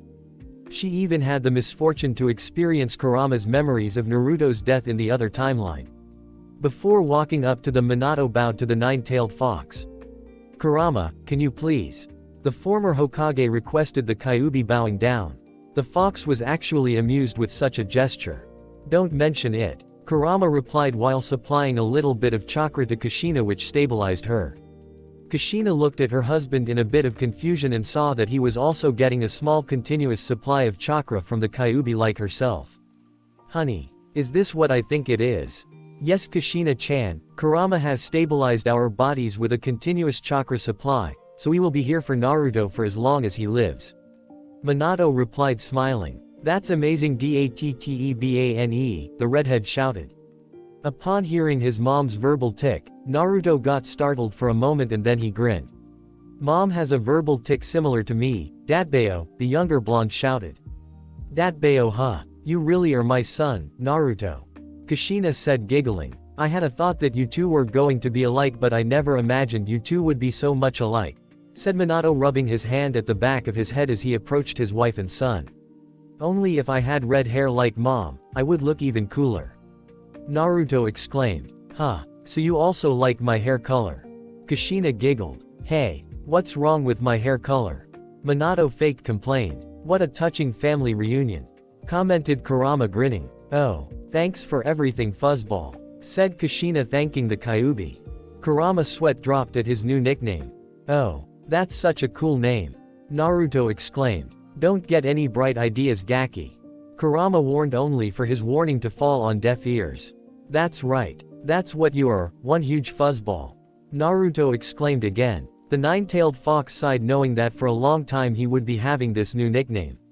Minato giggled at the antics of his son and wife. Definitely a lot alike. I just hope Naruto's wife turns out a bit like me. Meanwhile, at the Konoha hospital, even though being unconscious, Hinata sneezed. Okay, I now have a lot of things to ask. How did you two fall in love? How did you become Hokage, Dad? What was the interesting thing that happened 6 years ago? Naruto questioned, breathlessly excited to learn almost everything about his parents. Slow down a bit, son. I know we have a lot to talk, but I feel that you are very tired of today's training, so you should rest a bit for now. We can talk tomorrow, said Minato. But, Dad, now Naru-chan, as much as I hate to admit it, your dad is right. You do look tired. Don't worry, it's not like we are going anywhere, said Kushina to reassure her son. Okay, if you say so. Naruto sighed. Speaking of your training, just how dare that pervert throw my baby off that cliff? He's so dead, Dattebane, said Kushina, cracking her knuckles. Even Minato cracked his knuckles at this. Meanwhile, sleeping at and in somewhere in Konoha, a certain white-haired Sannin felt a chill through his spine. He discarded his thoughts soon though, and went back to his dreams of a certain blonde-haired woman with huge bosoms. Back in his house, Naruto fell asleep peacefully with a grin plastered on his face. After all these years, he was finally not alone anymore. Training begins. Naruto woke up with a groan as sunlight fell on his face. Oh, come on, morning already, the blonde complained. Come on, Naru-chan, don't you have training to do? Kushina said from inside his mindscape. Naruto suddenly shouted, Mom, you're still here. Shish. Not so loud, we can hear what you want to say if you just think about it, and I guess it will be better for the time being if you keep your knowledge of us secret, as well as releasing Kurama's seal. I am sure the third will freak out if he sees that your seal is open, and I would love to see Jiraiya-sensei's face when he sees the open seal too, said Minato. That reminds me, Gigi never told me about you whenever I asked, damned old man. I kind of figured that you won't be told about us for a long time, Naruto. The third perhaps did this to protect you from our enemies. You see, I am not exactly loved in Iwa and Kumo. Kumo had even tried to kidnap Kushina in her childhood. Apart from that, certain elements in the village hated me too. So that's why the third perhaps has kept your heritage a secret from you. I am certain that very few people in the village even know about you being our son in the first place. Naruto sighed. Kushina could only ruffle his hair to comfort him. Although I would like to know why Jiraiya-sensei or Kakashi didn't show up in your life earlier. For Kami's sake, we made that old pervert your godfather, Minato said angrily. At that time, both Jiraiya and Kakashi felt chills down their spines. Let's get back to Naru-chan's training, Minato-kun, said Kushina, uncharacteristically letting her frustration on the two perverts slide for the time being. Alright, So son, who are you facing this time? Neji Hyuga, Naruto spat. Well, so you're facing Hisashi's son in the first round then. If he is anything like his father was, then he will be a formidable opponent. How do you know about Neji being Hisashi's son? Kurama's memories. That guy is in. Naruto spat again. Don't let your anger consume you, son. If you want to keep your blood vow, then you have to prepare a strategy since you are facing a stronger opponent. Now before you think of using Kurama's powers, let me remind you that you mustn't use it unless absolutely necessary, and definitely not before the whole village. I don't even know how much of my power this younger body of yours can handle, Gaki. So instead we will be taking it step by step, a bit slowly. Kurama commented, much to Naruto's increasing frustration. So, what do I do to kick that ass? Naruto asked. If you already know who your opponent is, you should start collecting as much information about him as possible. Minato suggested. Okay. I think if I ask Bushy Brows, Kiba or Shino, they might give me some insight about the stuck-up. Naruto summoned 3 shadow clones. You 3 are to meet up with Kiba, Shino and Bushy Brows and get any information about Neji and report back to me. Wait a minute, son. You can get their memories back if they simply dispel and they don't have to physically return to you. It will be a waste of time. Minato explained. What? This is a special property of the Shadow Clone Jutsu. The Nadaime Hokage created it as an infiltration technique. That's so awesome. Naruto exclaimed. All right, you 3 dispel after collecting the information. Understood. Yes, boss. The Shadow Clones saluted and took off. Now Naruto, we need to work on your jutsu arsenal. Since you are facing a Hyuga and Hisashi's son no less, you must prepare for the worst. What do you mean, Dad? The Hyuga have an almost impenetrable defense technique known as the Kaiden, or 8 trigrams, heavenly rotation. This jutsu can repel almost all ninjutsu attacks and you can't physically approach them either, as the Kaiden will throw you back. So that means I can't get close to him. Don't worry, I know a jutsu that will be a perfect counter to the Kaiden. What is it? Naruto asked, excited. The Rasengan, an A-rank jutsu I invented. Minato then held out his palm and soon a spiraling sphere of chakra was created on it. Naruto was starry-eyed when he saw the jutsu. That's freaking awesome, Datbayo. Thanks, son. In the real world, Naruto held out his palm and tried to focus chakra on it only for nothing to happen. The blonde groaned in frustration. Not so fast, Minato said from the mindscape, while Naruto could hear his mother giggling. There are 3 phases to train with for performing the Rasengan. Okay. For the first phase, go and get a lot of water balloons. Gotta love those seemingly nonsensical training methods that get people thinking you're eccentric or insane. An hour later. Why is this so difficult? A certain blonde kid shouted, holding a water balloon in his hand. Don't get so impatient, son. It took 3 years for me to create this jutsu. When I showed it to Jiraiya sensei, he took 6 months to master it. It's an A-rank jutsu after all. Oh come on, Dad, you know I don't have that much time for the finals. Naruto complained. You can use your shadow clones for training as well. Naruto asked, momentarily confused, then it hit him. I am such an idiot. The blonde exclaimed and created 20 shadow clones, each picked up a water balloon and tried to burst it by rotating chakra. In the meantime, Naru-chan, you can use some shadow clones to work on your chakra control. It will be helpful for you to master the Rasengan and any other jutsus you'll learn in the future. Kushina suggested. Good idea, Kushi-chan. Naruto. Make 20 more shadow clones and have them practice some exercises while water walking, 20 more to practice tree walking while keeping a leaf on their foreheads. As far as the Rasengan is concerned, try to rotate the chakra in multiple directions. You are rotating in one direction only. For today that will be enough training, and don't forget to meet up with Jiraiya sensei and behave like your usual self. We don't want anybody to suspect anything for now. Explained Minato. Okay, Dad, I will have some breakfast and meet up with Ero Sennin. You guys. Get this balloon busted by sunset. Am I the only one who feels like that sentence doesn't sound right? Then Naruto summoned 40 more shadow clones and, as per Minato's suggestion, sent 20 of them to do the water walking exercises and 20 more to perfect the tree walking exercise. At sunset, Naruto was on his way back from a training session with Jiraiya. The two spent most of their time in perfecting summons.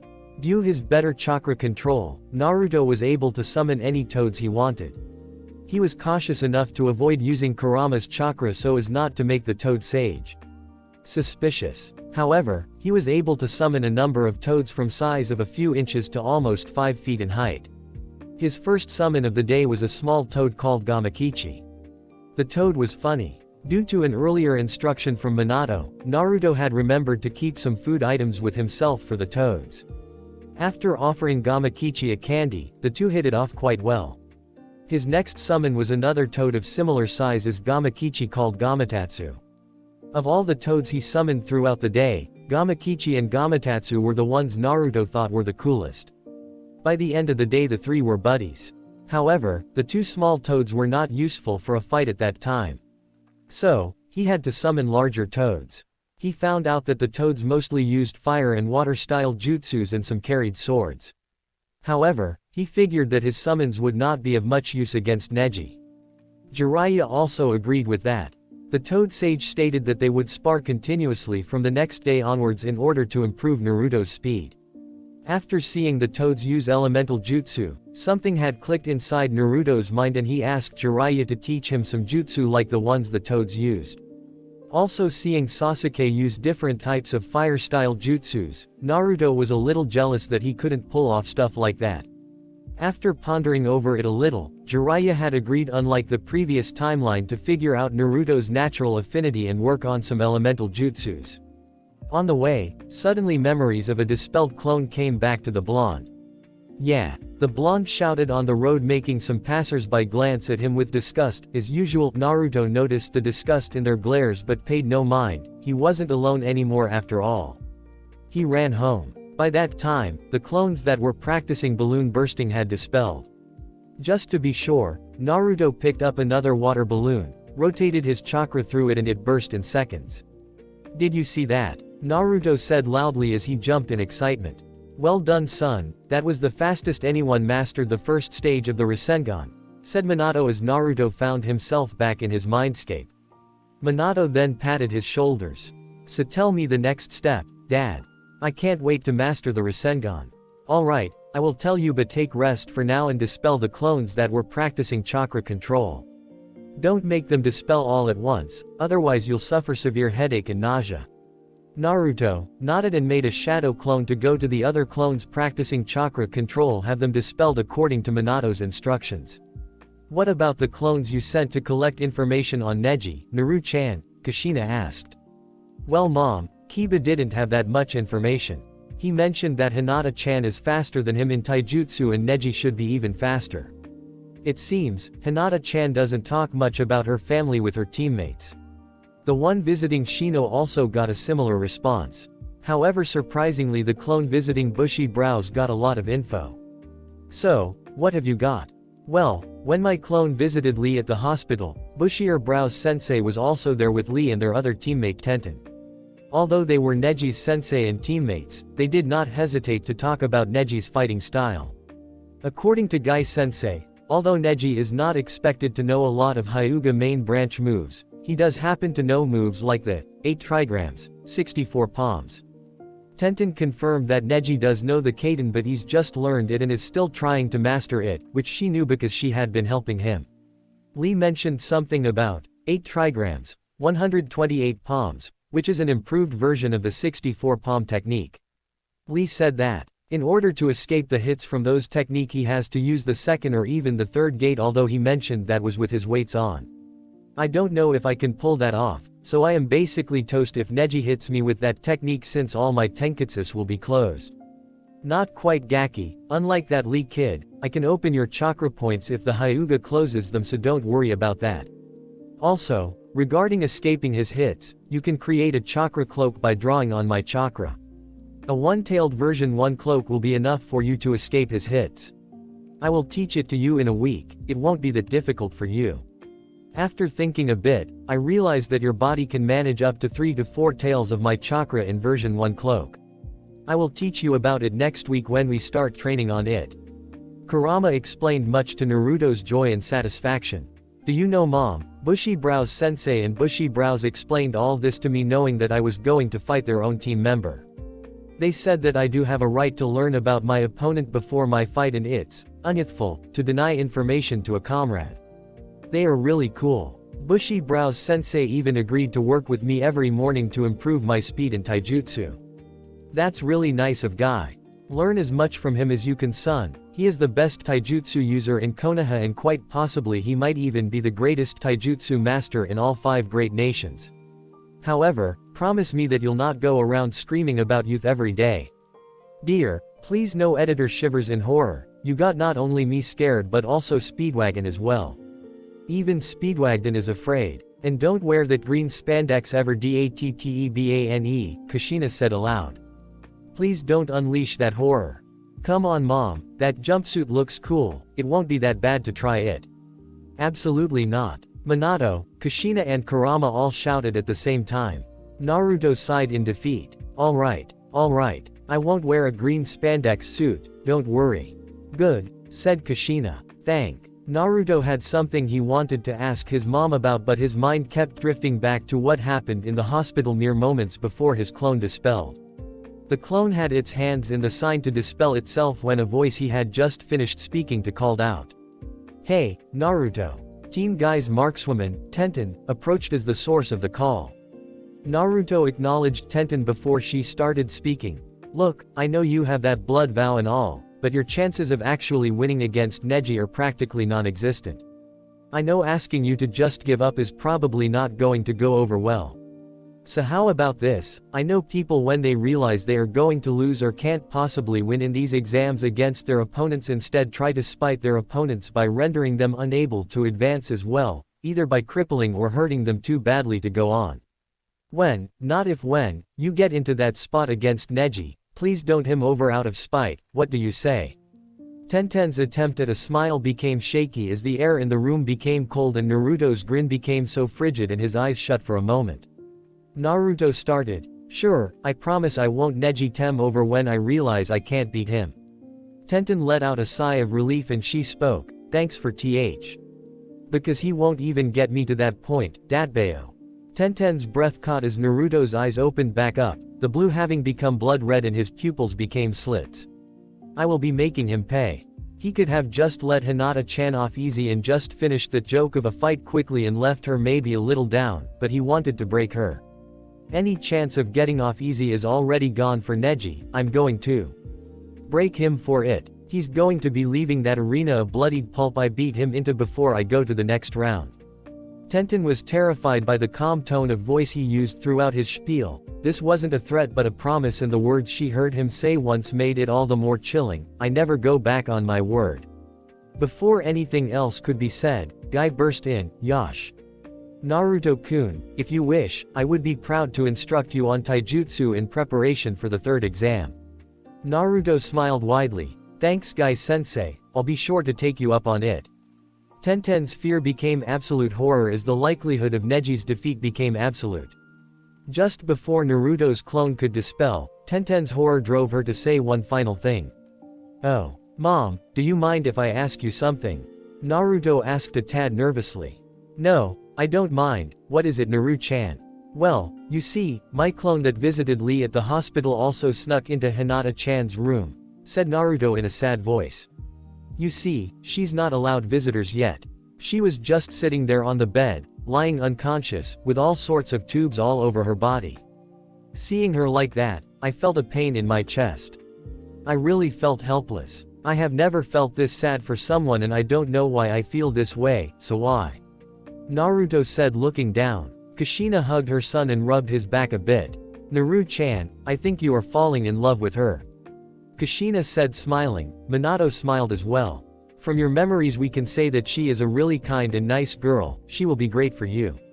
Kushina further explained, hoping to hook the two together as soon as possible. From Kurama's memories of the previous timeline, Minato and Kushina were very distressed over Naruto's painful death and his regrets about Hinata in his dying moments. Naruto looked at his mother and gave a smile. But I must tell her about Kurama. I kinda want to tell her everything now. Do you think she will accept me after knowing that? Son, I see a lot of myself in her. I am sure she will accept you and stand by you no matter what, said Minato. Naruto smiled again. Alright, I will visit her as soon as she wakes up and I will tell her everything. Now son, let's get to the next step of the Rasengan. For that you need to repeat the first step but with a hard rubber ball instead of a water balloon. It is about strengthening your rotation. Got it, Dad? I will get it down in no time, Datbayo. Saying that, Naruto wished his parents good night, had dinner and went to sleep. Starting the next day, his training was about to become a lot harder going forward. Though unbeknownst to the Uzumaki family, a spy had been watching Naruto. A woman dressed in an Anbu uniform with a crop top that had one full sleeve while the other arm was completely uncovered from shoulder to wrist, with a plain white mask with the leaf crest of Konoha and the kanji for root on the mask. With some modifications to the overall ensemble. Her mission had been watching Naruto to gather information for conscripting him into root and the eventual conscription. She had followed through and found her suppressed emotions began to bubble up as ancient memories from long gone days surfaced from the woman's observations. His hair and eyes brought back some vague flashbacks, of a man whose presence she would describe as the closest to reassuring. And the boy's way of talking reminded her of a woman with waist-long red hair with a very lively smile. The vague flashbacks made her feel uneasy, very uneasy. However, she was able to suppress the unease, she had been trained well after all. The only thing that could necessitate a need to report to Danzo was the Jinchuriki's sudden change in behavior starting yesterday. The change wasn't really noticeable to someone not trained in surveillance and espionage. However, to one of the best trained root agents, such things were easier to notice. The boy was slowly starting to talk less and was not paying attention to others abhorring him. This was a change necessitating a report to her boss. Her mission demanded she do it, but the masked root found herself unwilling to do so, as if she was struggling against herself in this endeavor. Even before this mission started, sometimes seeing the shinobi of her own age, made this woman feel uneasy and brought her some flashbacks. Flashbacks in which she found herself to be an entirely different person, lively, laughing and smiling with them, why and how she couldn't tell. And as a perfect shinobi in service of Konoha, she was required to get rid of all these emotions. All those flashbacks served no purpose except for obstructing her from carrying out her duty. But suppressing those vague memories was for some reason painful. And once the mission to observe Uzumaki Naruto had started, that subtle hidden pain started to resurface. The flashbacks became more frequent, starting to cause fission in her mind. Time would tell where this would go. But at that moment, the woman for some reason found herself instinctively state, "You do your parents proud, Uzumaki Naruto." Training continues. One day after bursting a water balloon, Naruto was standing in a clearing in front of a tree, sweating heavily due to the continuous jutsu practice since the last 2 hours. The blonde was practicing wind style, great breakthrough, AD rank wind style, Fuden jutsu, his very first elemental ninjutsu. His task was to break several branches of a tree, some 15 feet away from him using the said jutsu. So far, the endeavor hadn't succeeded. Flashback. "So Ero Sennin, are you going to teach me any kick-ass elemental ninjutsu today?" Naruto asked to Jiraiya, who was feigning ignorance towards the boy. "Not so fast, Gaki, and can't you call me Jiraiya-sensei ever? I call you the way I see you. You are a pervert and you call yourself a sage, so it's pretty easy to give you a nickname," the blonde replied, somewhat irritated. "I have told you several times already, I am not a pervert, I am a..." Jiraiya was cut off by Naruto's grumbling. "Oh, come on, I get it, you are a super pervert. Now shall we get back to some awesome ninjutsu, Ero Sennin," the blonde shouted. Jiraiya sighed, thinking how much his apprentice resembled his mother. In the meantime, within Naruto's mindscape. "If I ever get out and see him, I'll castrate this pervert, Datbane," Kushina shouted. Meanwhile, Minato was thinking why he had made the said pervert Naruto's godfather. Back to Naruto and Jiraiya. "Why do I feel like I might get the beating of a lifetime if I keep showing off the ways of the pervert to this kid?" Well, never mind, Jiraiya thought, and then brought his attention back to his apprentice. "Gaki, first let's determine your chakra affinity," Jiraiya said while giving Naruto a chakra paper. The blonde looked at it attentively. "So, Naruto, channel a bit of your chakra to this paper. If it gets wrinkled it means that you have lightning, it gets soaked if you have water, gets burnt if you have fire, sliced into two for wind, and earth if it crumbles into dust." Naruto nodded, held the paper between his middle and forefingers and channeled a bit of chakra into it. The paper got cleanly sliced into 2 pieces and the both pieces burnt down. Jiraiya raised an eyebrow. "So, Both wind and fire, huh? Not bad, not bad at all, two attacking type chakra natures. Interesting, but seeing the refinedness of the cut, I guess your wind affinity is stronger than the fire. So, we should start with wind nature. Can you tell me what's special about wind element arrow Senin? Well, it's an attacking type element and good for medium range attacks. However, it can be applied in ways that both short and long ranges fairly well.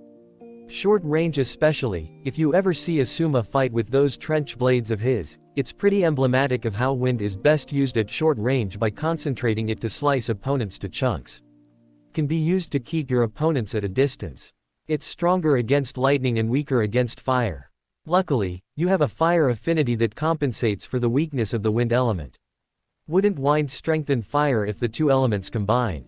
Astute observation. Yup, that's how it works after all. Jiraiya replied. Okay, so what jutsu will you teach me? How to raise a storm, create a tornado maybe? Vengar knows. Sorry Naruto, you aren't Dragonborn. I typed that and then the Elder Scrolls 5, Skyrim theme started playing.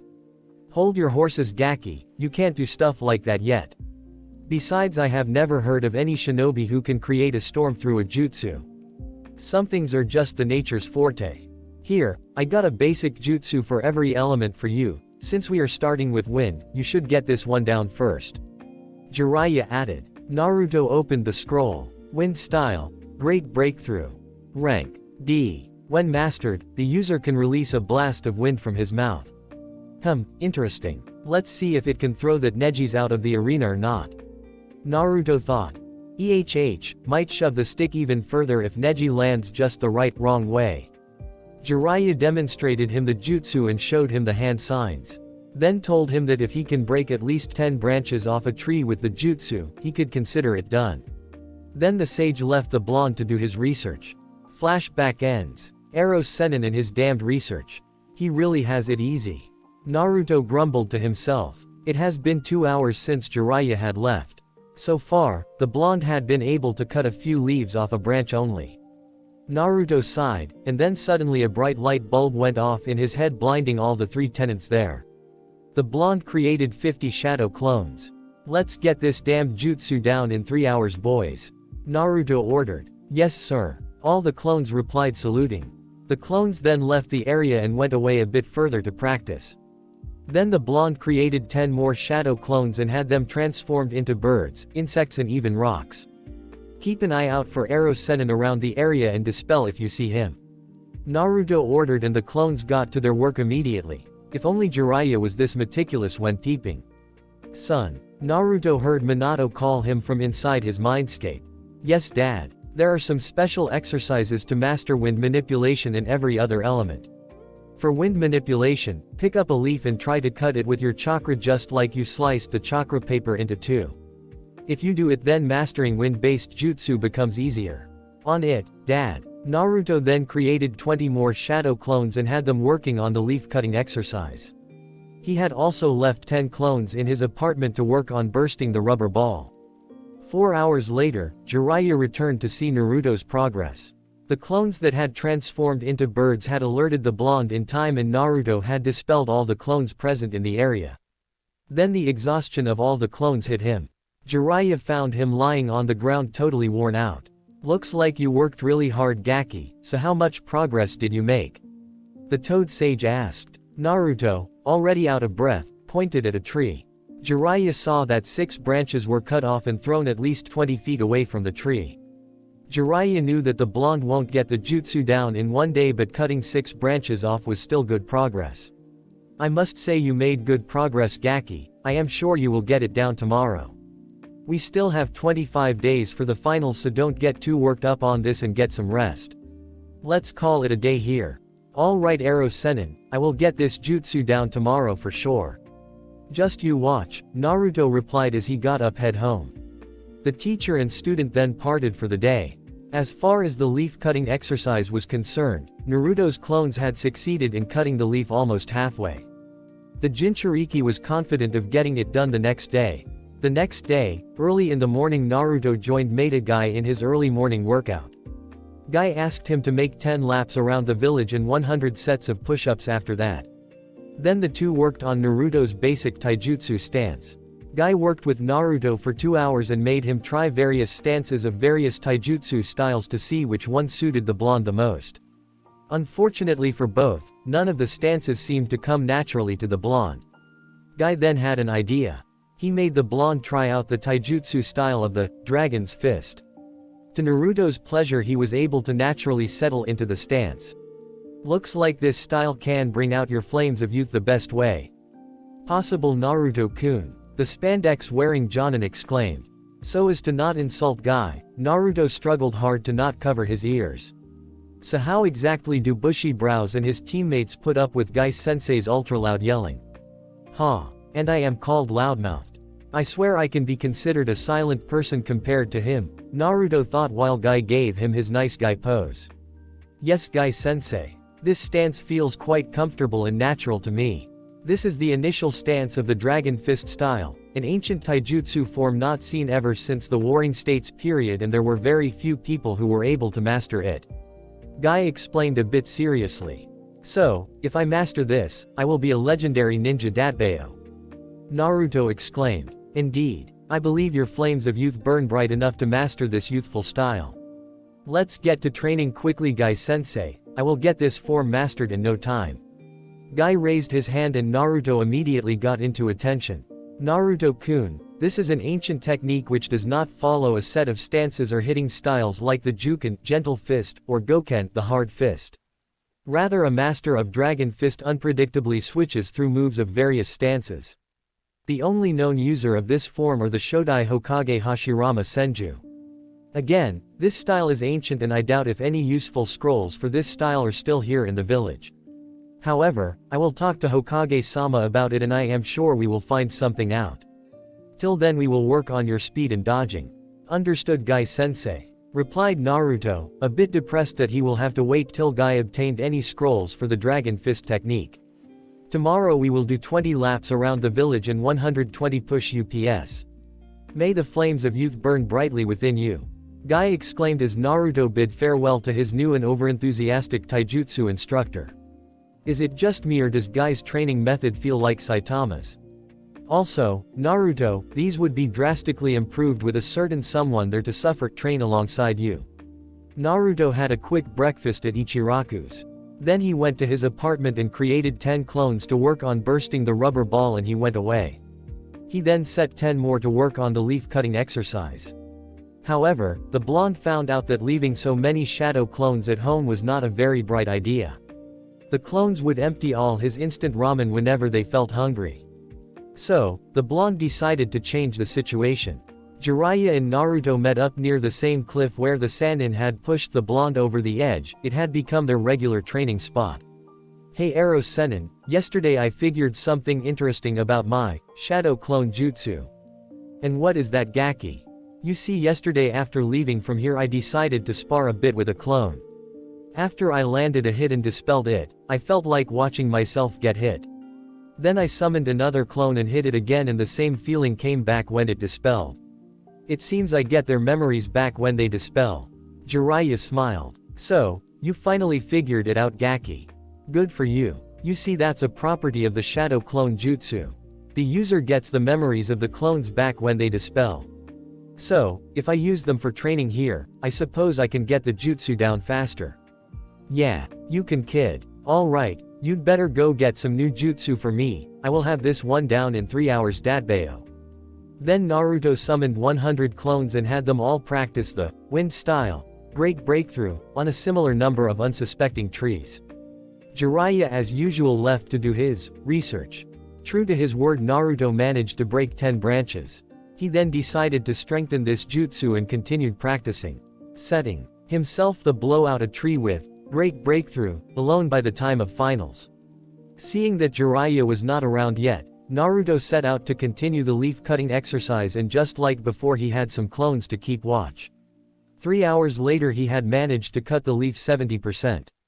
He hoped to complete the exercise by the next day or two. When Jiraiya came back, he found that Naruto had exceeded his expectations by taking out 15 branches of a tree. Impressed, the Toad Sage decided to get the blonde working on his next jutsu. When Naruto got back to his apartment, He groaned at not making any progress with the second step of his Rasengan training. However, his parents assured that he was making progress. Before going to bed, Naruto decided to head to the hospital to check up on Hinata, or we can say that he felt being pulled there. So, at night he sneaked into Hinata's room, bypassing all nurses and doctors there. This was no big deal for Konoha's #1 prankster. He can sneak into places with even higher security without breaking a sweat, and a hospital was nothing for him. When Naruto got to saw Hinata still unconscious lying on the hospital bed, being fed by a saline tube and all sorts of instruments wired to her, he felt a sharp pain in his chest. It hit him harder than the memories of the clone that had visited her earlier. The blonde pulled a stool and sat down by her side and kept looking at her. Seeing her like that, he became teary-eyed without even realizing. Slowly he reached for her hand and gently held it with both of his hands. Hinata-chan, I don't even know how I started calling you Chan, but it feels just right for me and I feel a lot of pain seeing you like this. Naruto then gently held her hand and rubbed his thumb over it. He felt another warm sensation in his heart similar to the one he felt when he met his parents. This feeling is similar to when I met Dad and Mom. Am I really? The blonde was indeed coming to terms with what he felt for Hinata. He then proceeded to place her hand on his own forehead and held it there while closing his eyes. He couldn't help shed a few tears while watching her like this. Sakura-chan told me that I somehow inspired you. I don't know if there is anything about me that can be inspiring for anyone, but I am honored if you feel like that for me. And I will be glad if we could be much more than friends, Hinata-chan. Saying that, Naruto carefully put her hand where it was. Moved his fingers through her hair for few minutes and rubbed her cheeks. He spent almost 2 hours in Hinata's hospital room that night, and while leaving, somehow, he felt like an invisible force pulling him back towards her, and under the influence of the same invisible force, somehow Naruto ended up by her side again. Somehow his face came closer to hers and somehow his lips got pressed against her forehead. Suddenly Naruto came to his senses and jumped back, his face all red. What the did I just do? What were you thinking kissing her like that, Naruto? He screamed to himself. Then a random thought of what would have it felt like if he had kissed her on the lips entered his mind and made his face even redder. Naruto shook his head violently to throw out any such thoughts. Bad, Naruto. Bad. You can't kiss her without her consent. Damned Ero Sennin is rubbing off on me. Then Naruto took some deep breaths to calm himself. Alright. Must ask her out after she wakes up and confess everything to her, the blonde thought to himself. He then again went to her side and rubbed her hand with his. Get well soon, Hinata-chan, he almost whispered to her and then left. Inside his mindscape, Minato, Kushina and Kurama had thoroughly enjoyed the whole scene. They were quite pleased with Naruto being so considerate and affectionate towards Hinata. Minato and Kushina had already chosen her as their daughter-in-law. Unlike Naruto, they had no reservations about Hinata ever rejecting their son because of his burden, and quite rightly so. That night Hinata stirred up for the first time since being hospitalized. Some more training and a confession. 3. It had been 3 days since Naruto had visited Hinata in the hospital. After seeing her, Naruto had a new goal in his mind: I will protect Hinata forever, no matter what. With renewed vigor he got back to the Rasengan training. He also increased his efforts during his taijutsu training with Guy. Impressed with Naruto's determination, Guy increased their morning training sessions by an hour. He had also introduced Naruto to the weights he and Lee used. In the beginning, Naruto had put 15 pounds weights in legs as well as arms. The spandex-wearing Junin and his new student were now doing 40 laps around the village and 180 sets of push-ups. Guy was quite proud to have got the chance to train another genius of hard work, like Lee and himself. The training with Jiraiya was also going smoothly. As promised, Jiraiya had introduced Naruto to another jutsu, the Taiju Cage Shuriken no Jutsu, Shuriken Shadow Clone Jutsu. The blonde was able to create 20 copies of his shuriken on his first try and had been able to increase the number to 40 within the 2 days that passed. Currently Naruto was standing in the training ground number 7 with Jiraiya looking at the 3 training dummies 150 meters in front of him. Shadow Clone Jutsu, Naruto exclaimed, making his signature hand sign, and 2 clones appeared. Taking a single shuriken in his hand, the Jinchuriki threw it towards the training dummy with an accurate aim and quickly went through the hand signs. Shuriken Shadow Clone Jutsu, he exclaimed. At the same time, his clones went through another set of hand signs. Wind style. Great breakthrough, exclaimed the clones at the same time, letting out a powerful gust of wind out of their mouths while the shuriken multiplied into 45 copies of itself. The shuriken moved at binding speeds and impaled themselves into the dummies. Jiraiya was quite impressed. Well done, Naruto. That was a good combination attack with your clones. If you increase the speed of your shuriken like that, your opponents will have a hard time dodging them. Thanks, Arrow Sennin, when I get the number of copies to more than 100, they won't know what hit them, said Naruto excited. He then continued to practice the move several times. In the meantime, his clones were able to complete the leaf-cutting exercise, much to his joy. The blonde found out that practicing the leaf-cutting exercise had increased the force of his wind style, great breakthrough. He was itching to learn some other wind jutsus. As far as the Rasengan training was concerned, Naruto was able to burst the rubber ball 2 days after visiting Hinata. He then moved to the third phase, i.e. rotating chakra in the water balloon without bursting it. He had to admit that the third phase was the most difficult one so far. Meanwhile, Kurama had also started his training with the chakra cloak. As the two were already cooperating well with each other, the only barrier was the extent to which Naruto's 13-year-old body could sustain Kurama's power without suffering any physical damage. Jiraiya leaving for his peeping air research was a blessing for Naruto and the occupants of his head. Whenever the Toad Sage would leave for his research, Naruto would begin his training with Kurama. The training began a week after Naruto had met his parents, 21 days till the finals. On the first day of the training itself, Naruto was able effortlessly master the version 1 chakra cloak. He was able to last a good 30 minutes with 3 tails. For the time being, Naruto's parents and Kurama had decided that this much was enough for the Chunin exams and further training can be done afterwards. Of course, they had taken the additional problems into consideration.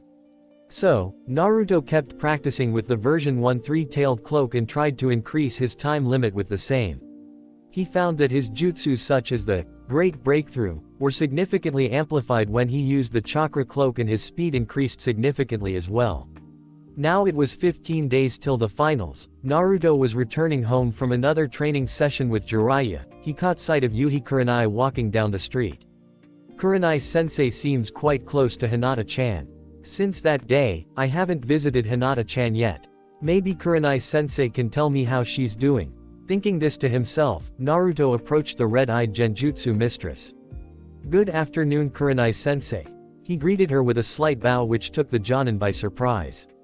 Who taught him manners? The last time I checked, he never greeted even his own sensei so respectfully, Kurenai thought to herself.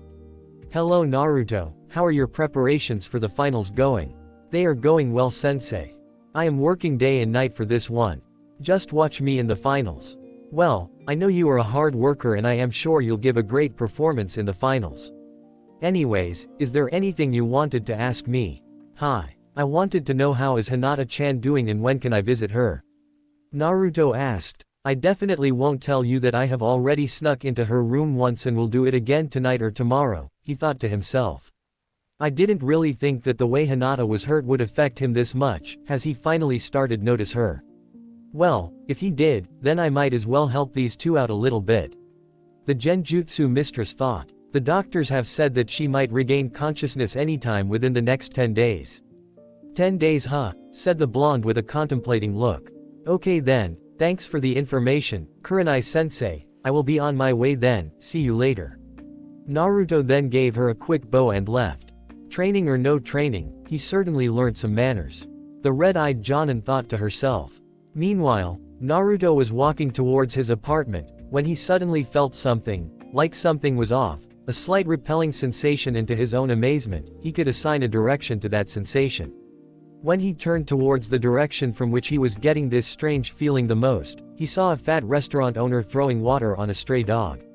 The dog got scared and ran away with the owner mumbling something about stupid good-for-nothing animals. Naruto shuddered. He could remember that he himself was many times at the receiving end of such treatment. They see me as some unwanted stray dog, not even a human. Even though I understand the reason now, it still hurts. Naruto thought to himself. Suddenly another thought hit him. Wait a minute. I was actually able to sense something repelling from that man even before he threw water at the dog. It's as if I could. It's as if you could sense his disdain towards that dog, isn't it, Naruto? Asked Kurama from inside his mindscape. Well, yeah, that's exactly how I would put it, Kurama, like I could sense his disdain. Naruto replied in the mindscape. That's because of my ability of sensing negative emotions. I told you earlier that all Biju have some special abilities. Negative emotion sensing happens to be one of my unique abilities. After opening the seal and gaining access to all of my chakra, all my special abilities are now your abilities as well. Wow, that's great, but couldn't you have some cooler special ability like the Sharingan, the Byakugan, or something like that? You sound like that Uchiha teammate of yours complaining about what you don't have while forgetting what you have. That kind of attitude needs to change. Kurama scowled. No offense, Kurama, just got a little carried away. Please don't mind. Naruto replied. Very well, now back to the topic. Meditation can help increase your concentration and that will increase your perception range.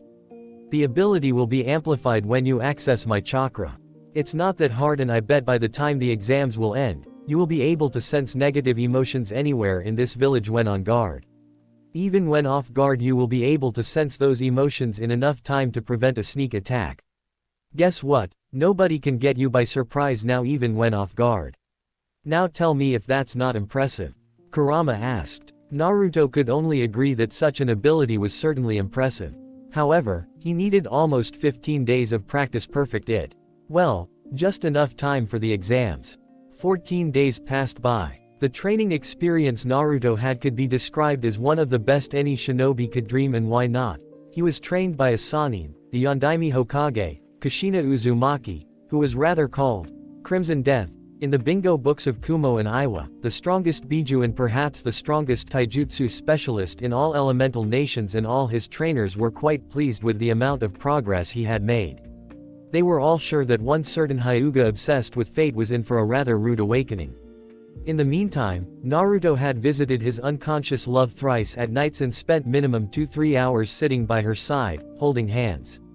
He had to admit that being near Hinata, he felt the same warmth that he felt when he was with his parents. In the mornings, nobody could find out who had left flowers by her bed which were clearly not there before. With Guy, Naruto had visited Lee once as well. Kanahagakure General Hospital, 2 nights before the finals.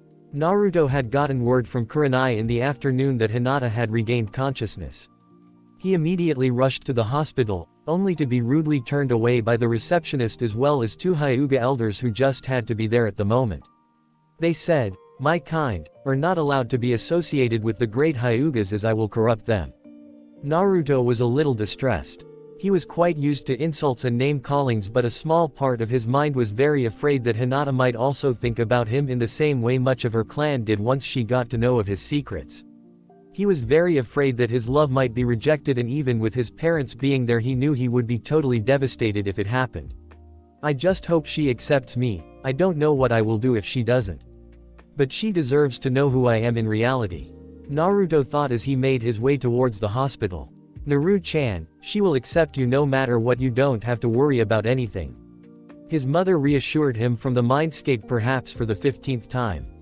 Ever since he had gotten word of Hinata regaining consciousness, the blonde had been a nervous mess.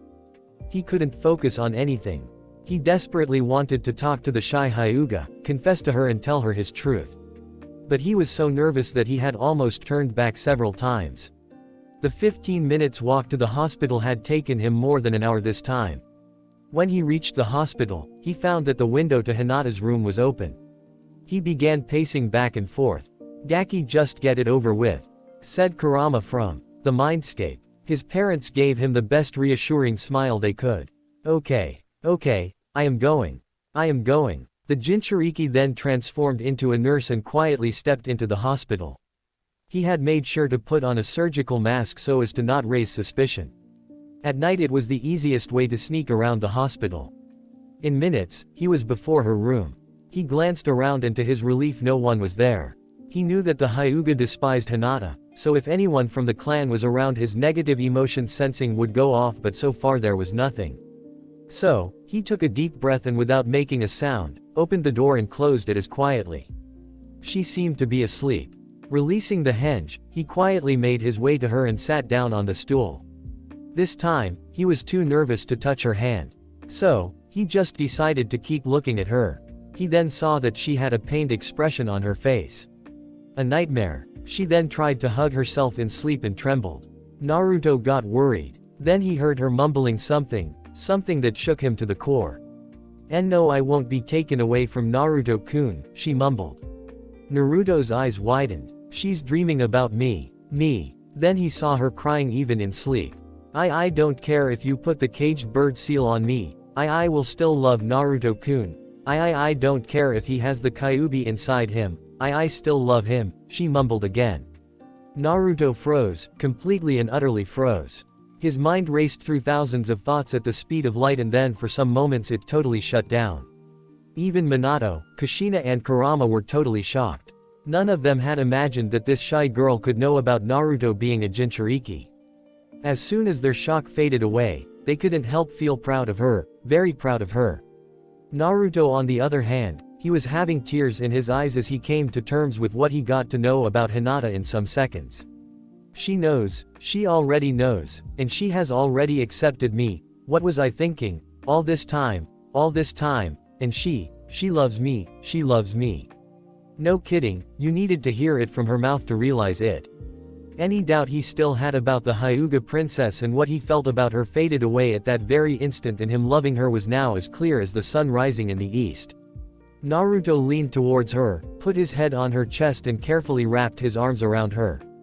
"I love you too, Hinata-chan," he said in a slow voice as he embraced her. Fortunately, or unfortunately depending entirely on your point of view, either the sudden contact or the intensity of the dream, awakened Hinata. And she woke up. She felt a weight on her body, and looking down, she saw the boy of her dreams right there, embraced into her chest. Immediately her face wore a never-before-seen shade of red. She was too frozen in shock to even faint. Then she heard something she had only dreamed about till then. "I love you," Naruto quietly said, unaware that she was already awakened. The words broke her out of the stupor. "It's a dream. It's another dream. Naruto-kun can't be here hugging me saying that he loves me. It has to be a dream. Only if it were real." She then slowly moved her hand to his head. This immediately snapped his head up and he looked at her wide-eyed. "I wish it was not a dream, Naruto-kun. I really love you," she said just as she felt a bit of pain while speaking. So, if it was a dream, why was she feeling the pain while speaking? Naruto took hold of her hand that was over his head and looked at her teary-eyed. "It's not a dream, Hinata-chan. I am sorry that I didn't realize it sooner, but I do love you. I really do." Hinata immediately fainted. "That took longer than I expected it would. Love is in the air. It's not a dream, Hinata-chan. I am sorry that I didn't realize it sooner, but I do love you. I really do." As Hinata slowly regained consciousness, she fully expected to see that no one was in her room and whatever happened just minutes ago was an illusion. But those words that came from her beloved's mouth held a degree of sincerity that could only be displayed by the real Naruto, not an illusion formed by a genjutsu. Maybe, just maybe all of this is true. Naruto-kun is really here and he's confessed to me. As she was too afraid to look above her chest, but then she felt the familiar weight that was there minutes ago. Looking down, she found him still there, looking at her with a bit of concern in his eyes. I have to wonder where Naruto's root tail is during this. What, is she on a coffee break or something? Meanwhile, so that's what all this stuttering and fainting was about. All because she loved me so much that she was overwhelmed with feelings when she was around me and couldn't keep herself from confessing, while at the same time, she was most likely nervous that I will just reject her. It's just the same thing that I was feeling when I was on my way here, or whatever I was feeling after I realized that I loved her, till now. You Naruto, how could you be such an idiot? Took you long enough to realize, baka. Growled Kurama with a smirk from inside the mindscape. I told you, Naru-chan, she will never reject you. I am so glad for you too, Datbane. Said Kushina while Minato gave him a thumbs up, which Naruto returned with perhaps the widest grin he ever had. Are you okay, Hinata-chan? The Hyuga could only dumbly nod to him. And Naruto-kun, will you mind if ITT turned on my B Byakugan? IIW want to know for sure it's not as some cruel GG genjutsu. Please. Go on ahead. She nodded, brought her hands before her face and made the seal. Byakugan. She slowly whispered and immediately the veins around her eyes bulged. She then focused on Naruto. There was no genjutsu, no illusion whatsoever. Even the ever-present red chakra that she had noticed long ago was running through his chakra coils. The only difference being that the red chakra just seemed more potent than ever. There was no way this person could not be Naruto. So, it was all true, he was there in the flesh and blood and now, he had finally returned her feelings. Her dreams did come true. Come over to my side Naruto-kun, she said affectionately. The blonde immediately obliged and joined her in the bed. Now without any hesitation she wrapped her hands over his head, pulled his face into her chest and began caressing his hair. I love you too, I love you so much Naruto-kun. Hinata said, tightening her embrace. Never in her life had she felt better or more complete than this. For the both of them, the feeling they shared at this moment was just pure bliss. No more words were spoken. They were not needed at all. They didn't even know when they fell asleep, not that it mattered honestly. In Naruto's mindscape, a crying Kushina hugged Minato who himself couldn't help shed a few drops of tears. As far as Kurama was concerned he was just smirking in victory showing all his teeth. He had finally fulfilled one of the promises he made to himself when he, along with his siblings, had decided to travel back in time. In the morning a nurse walked into Hinata's room to check up on her and found her peacefully asleep with a wide smile pasted on her lips. She had wrapped a familiar blonde in her arms, who was also sleeping peacefully with his face buried in her chest. Luckily for the both of them, she was one of the few adults who didn't despise Naruto, but she knew that her colleagues won't react kindly to his presence in a patient's room, let alone sleeping with the said patient. She did find the two to be a very adorable and cute couple. Hesitantly she shook the blonde a bit. Naruto-san, Hyuga-san please get up. If the others see you like this, they will make a scene. Please get up, she whispered. It worked as the teens slowly stirred and started waking up. When Hinata saw the nurse looking at them with an embarrassed smile, she let out an eep for being caught red-handed. This finally awoke Naruto from his slumber. Awaken, my Naruto. Ayayaya. I see that you have had a great night's sleep, Naruto-san, said the nurse giggling. But as much as I hate to ruin your sleep by waking you up earlier than you'd like, the others might not react well to you being here and it's already past sunrise, she added while struggling to stop her giggles. Upon recognizing the nurse, Naruto let out a yawn as he got out of the bed. Oh, good morning, Keiko-san. How've you been? Well and good Naruto-san, I would have asked you the same thing but I already got the answer. I must admit, you two looked so cute, cuddled up like that. I so wish I had a camera. The teens blushed heavily at the comment. Alright I think I gotta get the out of here before others see me because they'll pitch a fit and create havoc over it if they do see me in here. Keiko only nodded with a smile. I guess Inari-kun and the others will be quite happy to know that you got yourself such a cute and beautiful girlfriend. The teens blushed again. I might visit tonight again, so can you please be the one to check up on her tomorrow morning as well? Just in case I mean. I think I can arrange that. However, she's scheduled to be released tomorrow morning. I heard that you are in the finals, she can be there tomorrow to cheer you up. That's great. Datbeo. Alright I'll be off then. See ya tonight Hinata-chan. Naruto said as he gave a quick kiss on the cheek. Before he could run off though, Hinata grabbed his arm, pulled him towards herself and captured his lips with hers, while cupping his cheeks. There was no need to hold back anymore. Naruto had become hers last night after all. The blonde became frozen for several seconds but then gladly returned the kiss. The two continued for a minute and then separated. I will be waiting for you tonight Naruto-kun, said Hinata with a smile and pink cheeks. Naruto, well, he was blushing hard enough to rival Hinata in her glory days. Don't say it like that, they've only just begun. Hinata-chan kissed me. She kissed me, on the lips. Wow, just wow, I never imagined it to be so. Amazing, it was awesome Datbeo.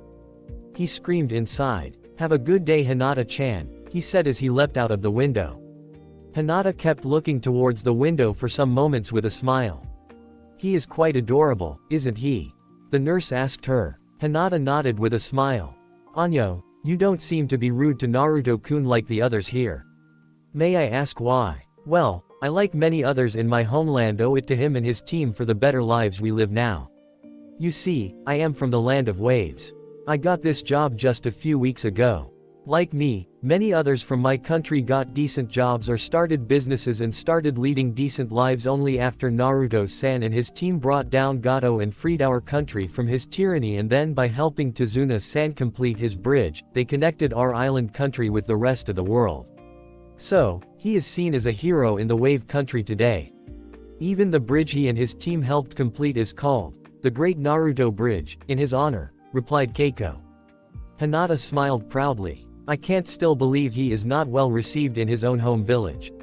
It's really saddening. They are just foolish, Hinata replied. They sure are. I am glad that there are people like you in his life. I wish you best of luck, and someday I hope I can attend your marriage ceremony, said Keiko as she exited Hinata's room to continue her daily chores. Hinata blushed bright red at the thought of marriage with Naruto, but that was now within the realm of possibilities. She just smiled to herself. Naruto leapt from roof to roof with a huge grin plastered on his face. He was so lost in his thoughts about the night and the morning that he didn't notice what was in front of him and BAAM. He leapt straight into an electric pole, hitting it face first. Then he comically slid down with his face attached to the pole. Hate to rain on your parade, but that's what you get for distracted rooftop hopping. Once on the ground, he separated from the pole with a red imprint of it left on his face, but the huge grin never left. Naruto then simply walked off with his hands on the back of his head and the same grin plastered on his face. The villagers who saw him had reactions ranging from their usual disdain to confusion. Maybe the demon brat had just completely lost his mind. Some also wondered if him being happy spelled doom for them or not. One of those who saw Naruto hitting the pole and then walking off grinning like a madman without even uttering an ouch was Kurenai, who was walking towards the hospital to check on Hinata. That was Naruto. What's gotten into him all of a sudden? And was he coming from the direction of the hospital? The red-eyed Jonin thought as she continued walking towards the hospital. Once there, Kurenai found Hinata in a never-seen-before happy mood. She was having a little bit of pink cheeks and was humming some tune to herself while playing with the bangs of her hair. She was too lost in her thoughts to even notice that Kurenai had entered her room. Why does Hinata look so unusually happy? She's also blushing. But she blushes only when she is near Naruto. And today Naruto was also unusually happy. What's up with these two? Don't tell me they, oh Kami, worried about having to give the talk. Good morning Hinata, how are you doing? The Hyuga was suddenly snapped into attention at her sensei's voice.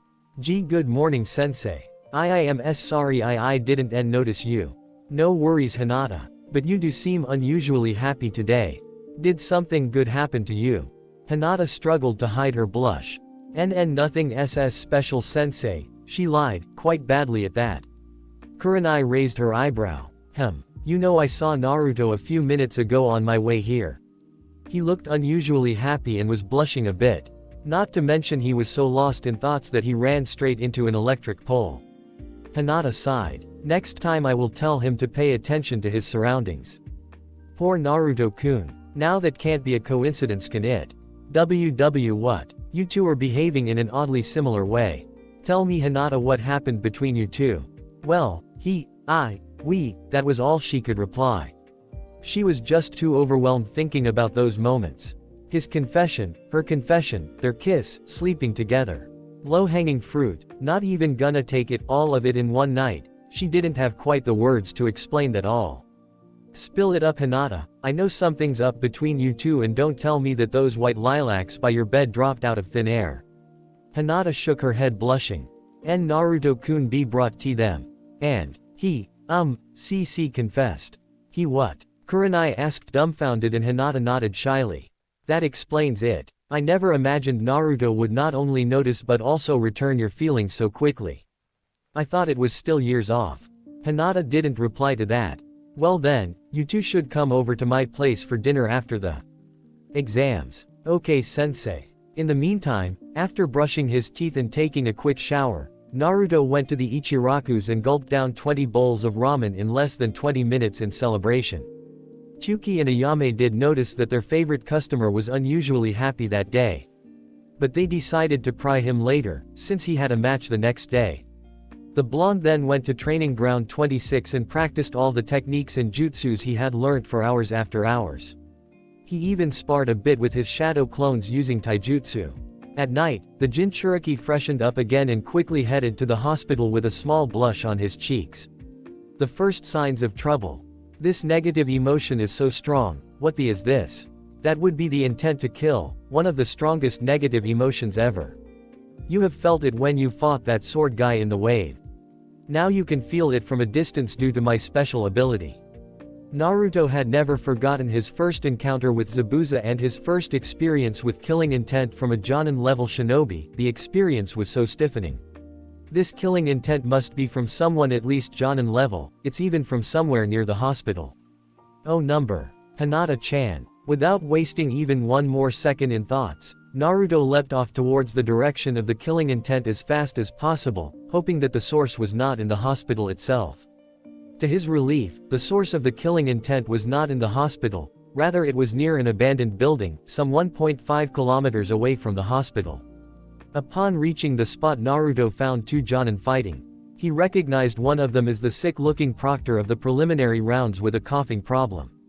The other one, he took some moments to remember and recognized him to be the Jonin from Sunagaku that had accompanied Gaara and his team. He didn't yet know they were siblings. Why is that Suna guy fighting with the proctor? Aren't they supposed to be our allies?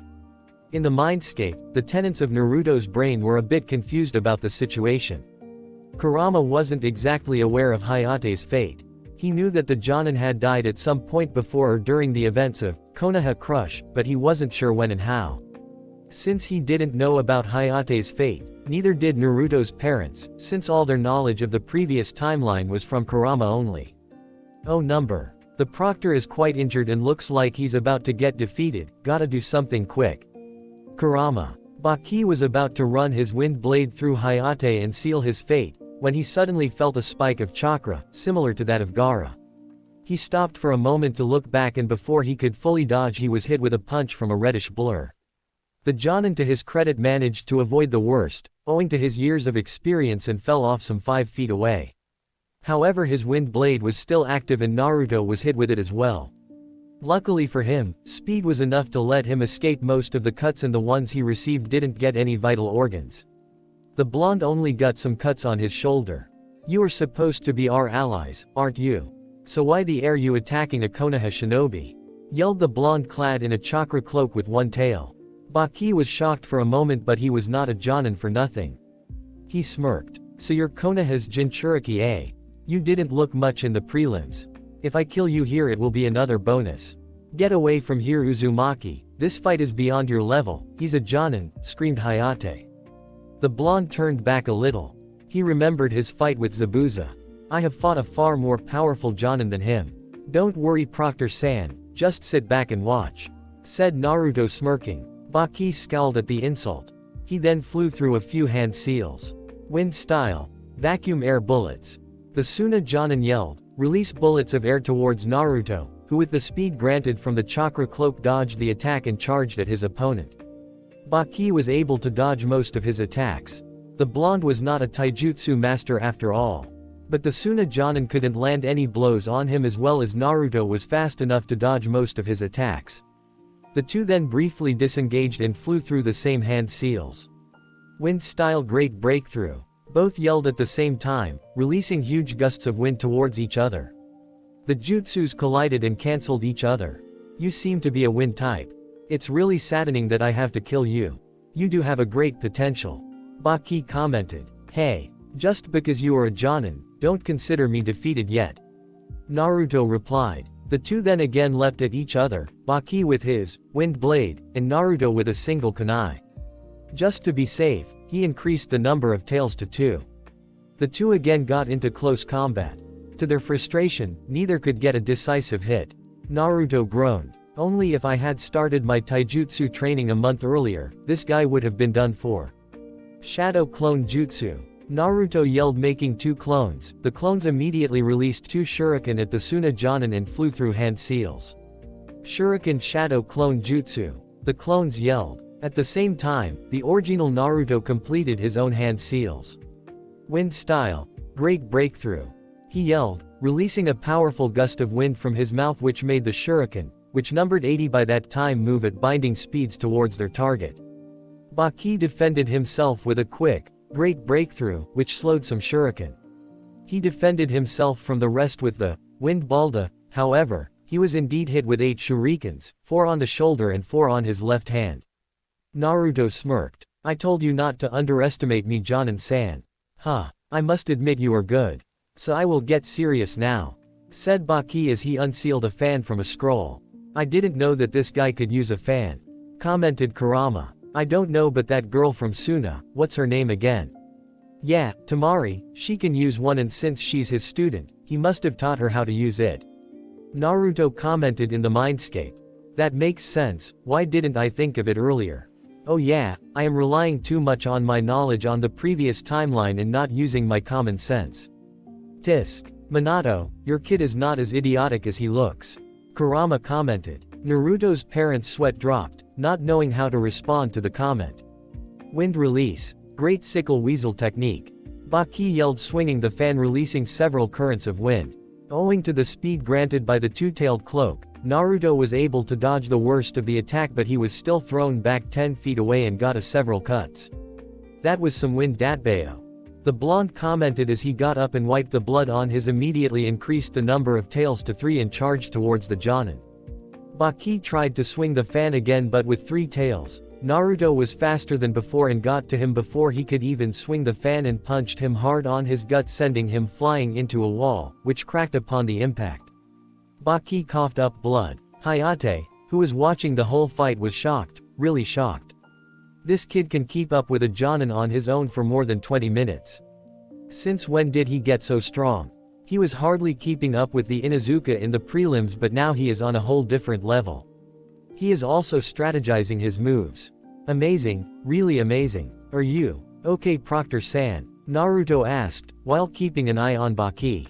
He did know that he couldn't interrogate a Jonin and he can't kill him because the guy definitely had some important information.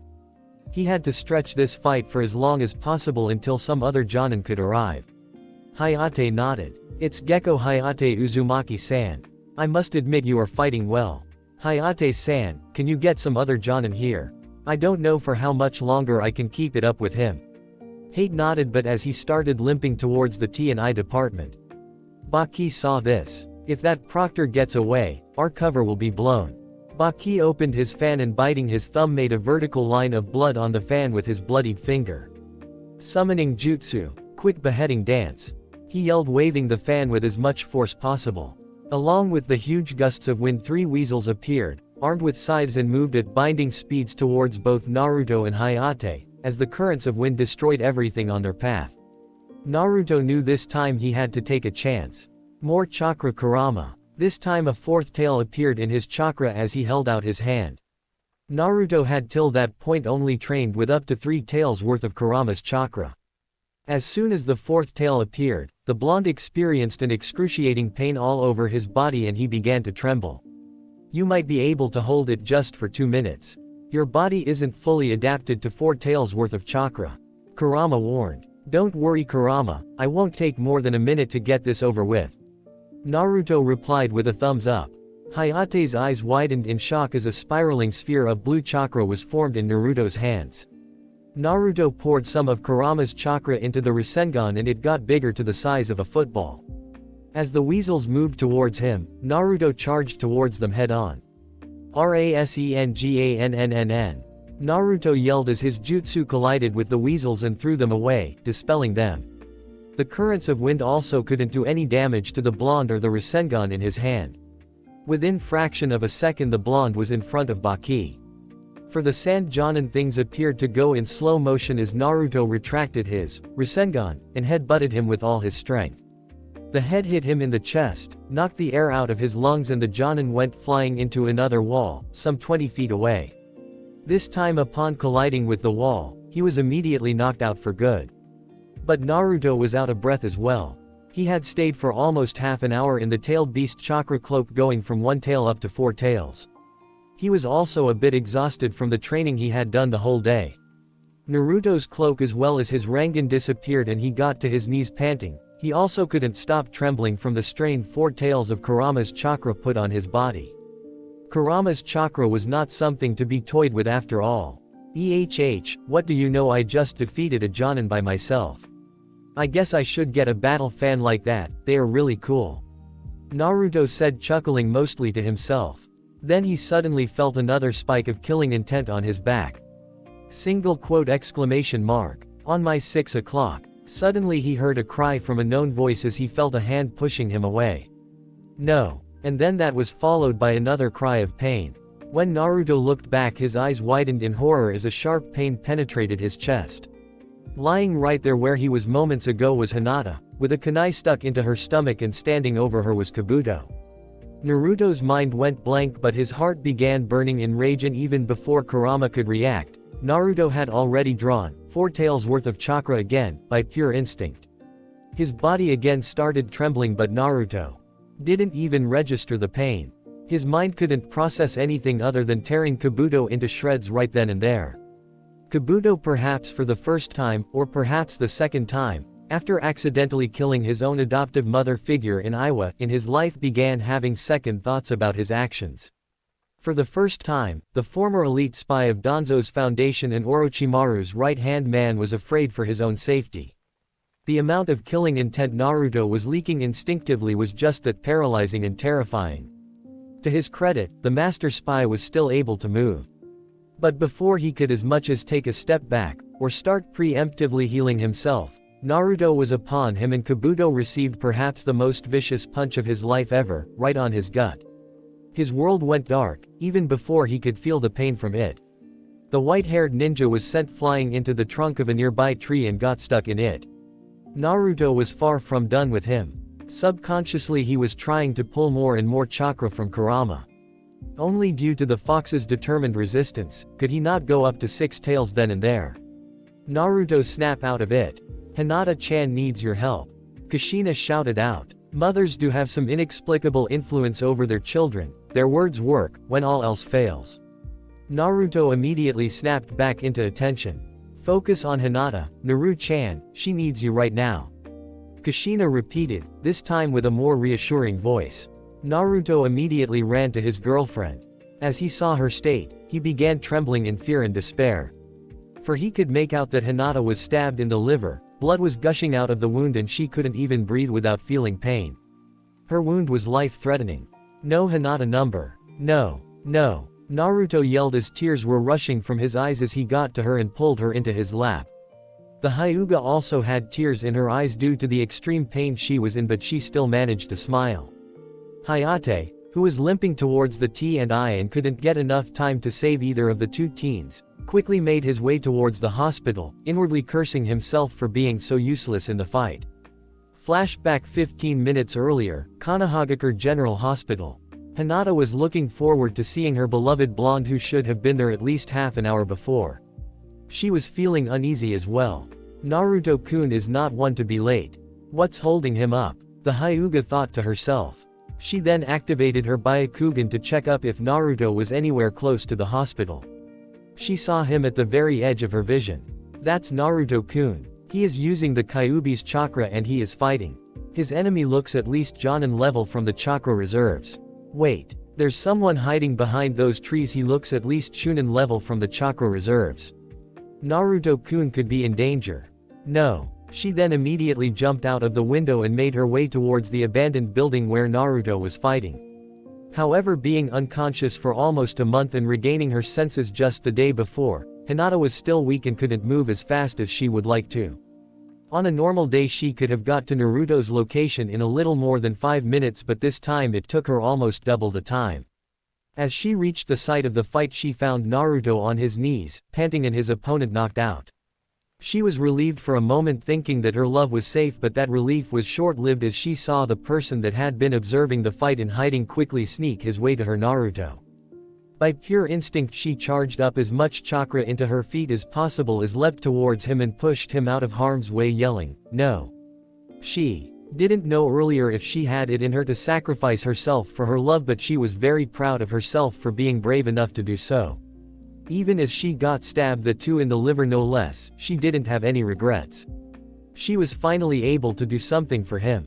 Even if she died right there, her only regret would be not spending any more time with him, not marrying him or showing him more affection. End of flashback. Why? Why Hinata-chan? Why? The Hyuga was panting. The pain was excruciating as blood gushed out of the wound. She had tears because of the pain, but still she managed to get the most affectionate smile she could give Naruto as her trembling hand reached his cheek. Because, I love you, Naruto-kun. No, I can't live without you, stay with me please, please.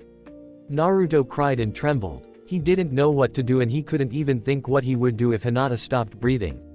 I can't live without you, either, my love, said Hinata weakly in between the pants. Naruto. Nothing will happen to her.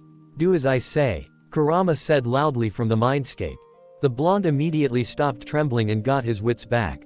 Pull the kunai out of her wound carefully. Are you sure, Kurama? This might hurt her more. You better be right. Don't worry, although she will start bleeding more after that kunai is removed, I have a way to stop the bleeding immediately, so don't worry. I trust you, Kurama, just make sure nothing happens to her. I am holding you on this one. She will be safe. Don't worry, the fox assured. Trusting him, Naruto pulled himself together. Hinata-chan, this might hurt a little, but please trust me and hold yourself for a minute. Be strong for me, okay? The Hyuga heiress only gave a weak nod, not knowing what her love was up to, but she trusted him no matter what. Naruto took a deep breath and carefully held the kunai and with extreme caution pulled the kunai out. Someone whose life was far more important to him than his own depended on it after all. Once the kunai was out, blood gushed out from the wound more than before. However, before Naruto could freeze at the sight, Kurama took charge. Naruto's blue eyes were replaced with red ones with vertical slits in them, and a one-tailed reddish chakra cloak immediately appeared. Kurama carefully moved the tail into the wound and started putting his chakra into it. The bleeding stopped. Smoke started coming out of the wound and its depth started to decrease. First Hinata's damaged liver got patched up and then slowly the tissues above were patched. Hinata could feel the pain gradually going away as she watched in amazement at what her boyfriend was doing. After 3 painfully long minutes, Kurama was done. The wound was almost closed and only required a simple dressing. Kurama then dispelled the chakra cloak and put Naruto back in control once more. Don't worry anymore, Gaki, there is no threat to her life anymore. She just needs to rest a bit and she will be fine. Thank you, Kurama. I don't know if I could ever repay this debt to you. You first gave me my parents and then saved Hinata-chan. I will never be able to thank you enough for this, but thanks from the bottom of my heart. Minato and Kushina could only pat their son's shoulders. They knew that Naruto would consider this fight a failure instead of a success, likely for a long time. Are you feeling better, Hinata-chan? Hi, just a bit tired. The Hyuga replied. Let's get you back to the hospital then. Right then Naruto heard some cracking sounds. He looked around only to find Baki and Kabuto trying to pull themselves out of the wall and the tree respectively. I don't think I can fight 2-to-1 right now, certainly not while protecting Hinata-chan. Damn it. Naruto cursed inwardly, but then suddenly both his enemies were paralyzed in their places. Naruto also saw that their shadows were connected to another's. Shadow paralysis jutsu success, a man said from above a nearby rooftop. Naruto looked around to find Shikaku Nara standing there along with Shikamaru. Troublesome, can't you just stay out of fights, Naruto? The younger Nara commented. Naruto simply let out a groan in reply as he picked Hinata up bridal style. Flashback. Naruto made it to the spot from where the killing intent had originated and found 2 Jonin fighting. He recognized Hayate and immediately noticed that the proctor had sustained a number of wounds. His opponent on the other hand had gotten off relatively unharmed. Naruto recognized the other ninja as the Jonin of Gaara's team. I thought that Suna is an ally of ours. So why is a Suna ninja fighting a Konoha ninja and trying to kill him in Konoha itself? Naruto asked himself inwardly. In the shinobi world things are never all black and white, son. Something is wrong here, and I am sure that Suna ninja can be quite useful if captured alive. Minato commented from the mindscape. Alright, I'll have to knock him out then. Naruto replied in a determined tone. Wait a minute, son. I trust your abilities and I am sure that you can hold your own against that Jonin. But you are not an interrogator, so it will be very difficult for you to get information out of him when you defeat him. You must also call someone for help here, as it never hurts to have a backup plan ready when charging into a fight. This guy might have some hidden allies also. Who do you think I should go to, Dad? I know Kakashi-sensei could help, but I don't know where he is. I don't know where to find Ero Sennin in the night also. Sure, he is usually found near bathhouses, but right now those are closed, it's useless to look there. I also forgot to ever ask Guy-sensei his address as well. There is one more person you can turn to in times of trouble. My old friend Shikaku Nara. Isn't he Shikamaru's dad? Yes, he is. That guy is a pure genius, unlike any I had ever seen. He was also one of the people I trusted the most, so I made him the Jonin commander when I became Hokage. I suggest that you send a clone to the Nara clan compound and get Shikaku here. On it, Dad. Naruto then quickly made a clone who dashed towards the Nara clan compound. Then the blonde charged up a one-tailed chakra cloak and charged into battle. At the Nara clan compound, the clone reached the clan compound in 10 minutes, running at full speed. He then saw the gates closed with 2 Nara Chunin on guard. As if they will let me in if I tell that I need to see Shikaku-sama urgently. The clone thought with a scowl. Well then, I am not the prankster king of Konoha for nothing. The clone then transformed himself into a cat and took to the roofs of the nearby buildings, avoiding the sight of the Nara guards. He spotted a portion of the compound walls, not covered by the guards, and silently snuck in. In utmost silence, the clone made his way into Shikamaru's home. He once had visited the place earlier, but he had no idea in which room did the Nara clan patriarch live. As he was about to enter the house through the back door, he saw something very unusual. Shikamaru was sitting in the courtyard with a shogi board. The young Nara appeared to be in a deep thought. Shikamaru is not sleeping. I have to check if the sun rises in the west tomorrow morning. The clone thought to himself. To his credit, he was able to bring himself back to his senses. Anyways, his friend being awake was an advantage after all, since he did not have to sneak into Shikaku Nara's room. From what little he had heard about Shikamaru's mother Yoshino, he had no interest in facing her wrath. The clone silently made his way to the young Nara. Oi, Shikamaru, the clone whispered. The Nara was jolted out of his thoughts and he was shocked to see a familiar blonde before him. Although he quickly figured it out that sneaking into the compound was not a big deal for Naruto, as he was after all a master of stealth. Naruto, what are you doing here this late? Shikamaru whispered back. I need your dad's help. The boss was going towards the hospital when he saw Asuna Jonin attack that sickly-looking proctor. The boss decided to join the fight and hold the Asuna Jonin for as long as possible, and I mean, he heard that your dad is basically Jonin commander or something like that, so he figured that your dad might help us and sent me here. Shikamaru's eyebrows were raised at the mention of Suna shinobi attacking Konoha shinobi, who are supposed to be their allies. Troublesome. Wait a minute, I'll go get dad. Don't tell me you planned on sneaking into his room and waking him up. I am certain that mom would have been very off at you for sneaking up like that. Thankfully you are just a clone. Shikamaru lazily said as he made his way to his father's room. Within 5 minutes, the Nara clan head came in full Jonin uniform. Even Shikamaru was fully battle ready. The clone thought for a moment how the lazy Naras were battle ready so quickly. Lead the way, Clone-kun, ordered Shikaku. The Naruto clone nodded and ran off towards the abandoned building with the Nara father-son duo closely following. They made it only to see a sand ninja trying to pull himself out of the wall he was knocked into. Another figure, whom Shikamaru remembered to be Kabuto Yakushi, was also trying to pull himself out of the trunk of a tree he was thrown into. They found Naruto tenderly caressing Hinata, who was lying on his lap. Shikaku quickly figured out what could have happened. Shikamaru also did the same just a second later. By that time the elder Nara had bound Baki and Kabuto with his shadow paralysis jutsu.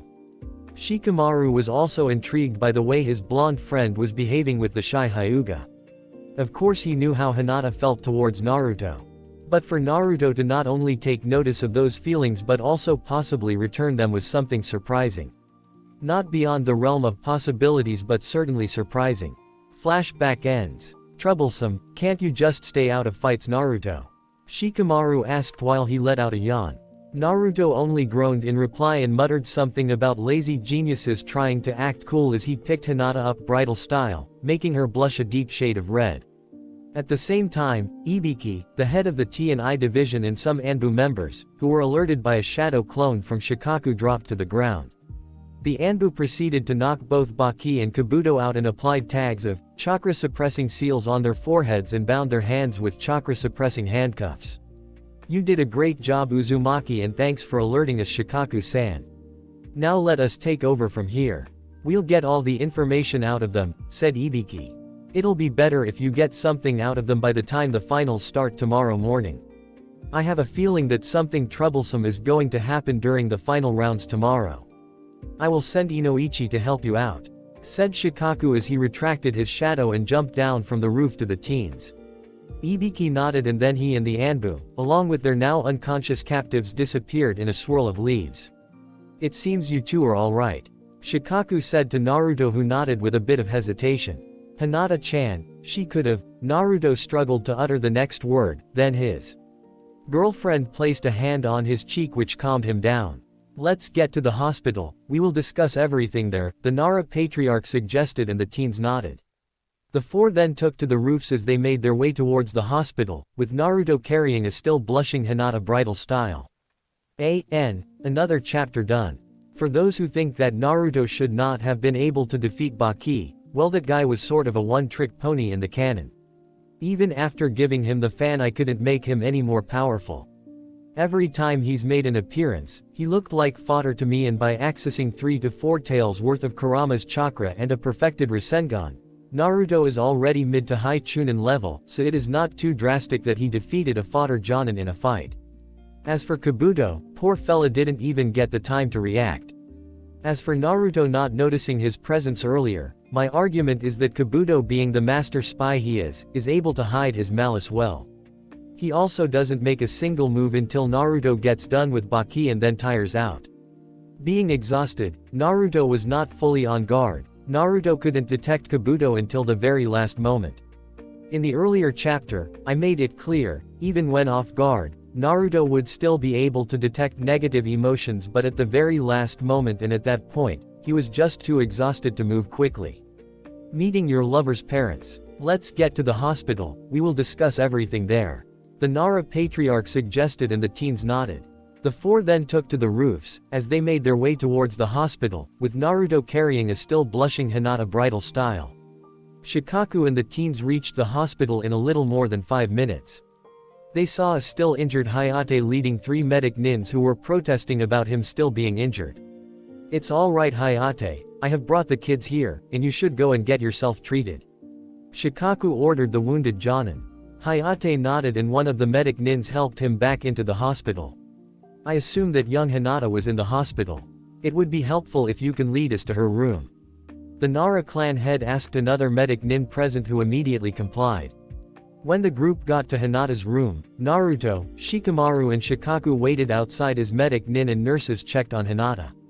Naruto was looking downwards with an expressionless face. Shikamaru was a bit worried seeing his usually jovial friend distressed like that. He knew that the blonde was worried about Hinata's injuries, but he didn't know what exactly had happened. "She looks fine, Naruto, I am sure she will be alright. She just needs a bit of rest," the Nara heir said to his friend, who just nodded but still remained distressed. Shikamaru didn't know what else to say to his friend to lift his spirits, so he just patted the blonde's shoulders. Inside Naruto's mindscape, Naruto's parents as well as Kurama were all too aware of the reasons of Hinata's actions. After all, Minato and Kushina had died under similar circumstances. Kurama was trying to come to terms with the fact that keeping his promise to the dying Naruto of the previous timeline might be much more difficult than he thought. No, they will have a nice life full of love together. The Gaki always says that he never goes back on his word, then I won't either. I will make sure the two share a long, healthy and loving life with a loving family. Naru-chan, Hinata-chan loves you a lot. If she sees you distressed like that, she will be sad," Kushina said from the mindscape, trying to make the distress go away. "I understand, Mom, I just need some time to calm down," Naruto replied. At least his parents were there to support him in such distressing moments. He Couldn't imagine amount of helplessness he would have felt had they not been there. The patient doesn't have any serious and life-threatening injuries. Her only problem appears to be that she is exhausted due to the fact that she rushed into a fight so soon after regaining consciousness. She just needs some rest. She also asked for Uzumaki Naruto-san. The doctor said as she walked out of Hinata's room. Naruto nodded. Go on, we will wait here for a while as I have sent word to the Hokage to meet us here. Shikaku said to Naruto, who gave him a nod of acknowledgement and walked into his girlfriend's room. How are you feeling, Hinata-chan? The blonde asked in a low voice. Hinata looked at him and gave him an affectionate smile. The smile reduced the blonde's distress a bit. He made his way to her and sat by her bed as he held her hand. Hinata-chan, I thought. Naruto then simply shook his head rapidly as a few tears formed in his eyes. Just promise me that you won't do something so reckless again. Naruto asked his lover pleadingly. Hinata didn't answer immediately, she simply shifted a bit to her side and then motioned the space on the bed by her side to him. Naruto couldn't really deny that, so he got into the bed. Hinata wrapped her arms around him and pulled him into an embrace and began running her fingers through his hair. I am sorry, Naruto-kun, that's the only thing I can't promise to you. She said to him softly. Why? Can you promise me the same thing? That you won't jump in if you see me in a similar situation? She asked softly. Naruto didn't even think for a moment before shaking his head no. So what makes you think that I will not do anything if I see you in harm's way?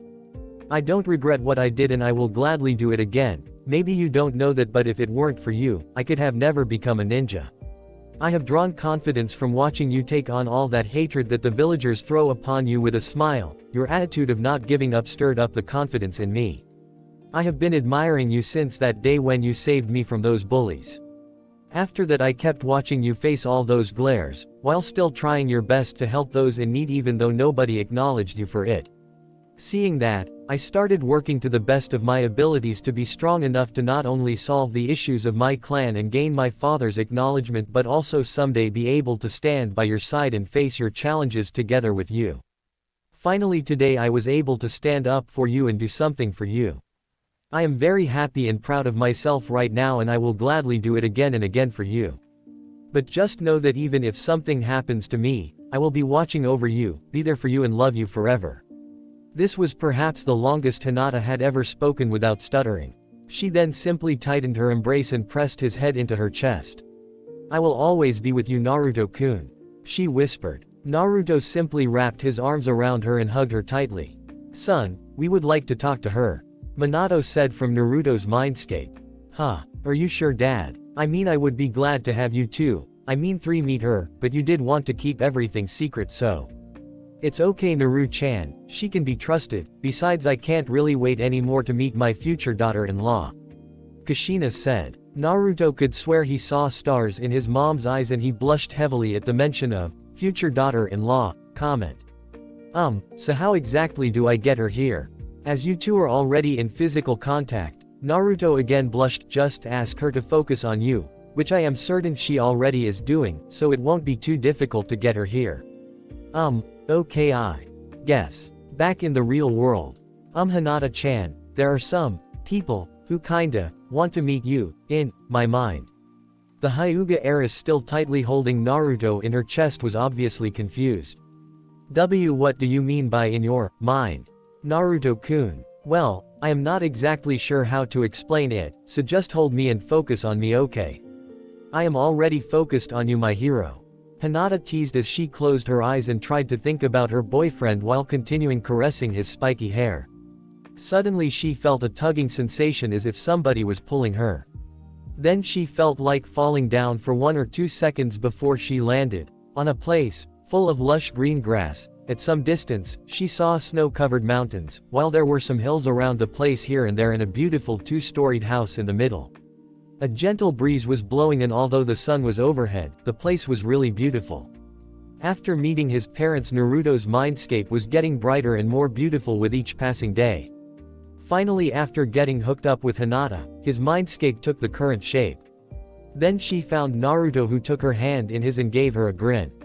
What is this place, Naruto-kun? It's really beautiful. Thanks, Hinata-chan. As for this place, well, this is my mindscape. like a physical representation of my mind. Hinata was a little confused first but accepted the explanation. Naruto then led her into the house. As soon as she entered the house, she saw a man whose face was carved on the Hokage monument and who was known to everyone in Konoha. Then she saw a beautiful woman with very long red hair. The two smiled at her. Why Yondaime-sama, Kei Kushina-sama? Hinata stuttered out in surprise. Well, Hinata-chan, these are my parents, my dad Minato Namikaze and my mom, Kushina Uzumaki. Although I really don't know how you know about my mom. And mom, dad, this Hinata-chan, my super awesome and beautiful girlfriend. Naruto said grinning. Before Naruto could finish introducing his parents and his girlfriend to each other, Kushina had already ran to the said girl and had enveloped her in a tight hug. Oh, she's so cute, Datbane.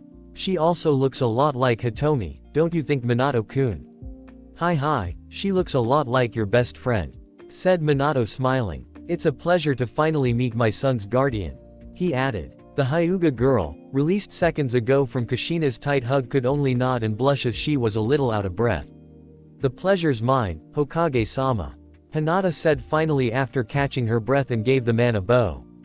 No need for all that Hokage-sama, Kushina-sama stuff, you can just call us mom and dad like Naru-chan does.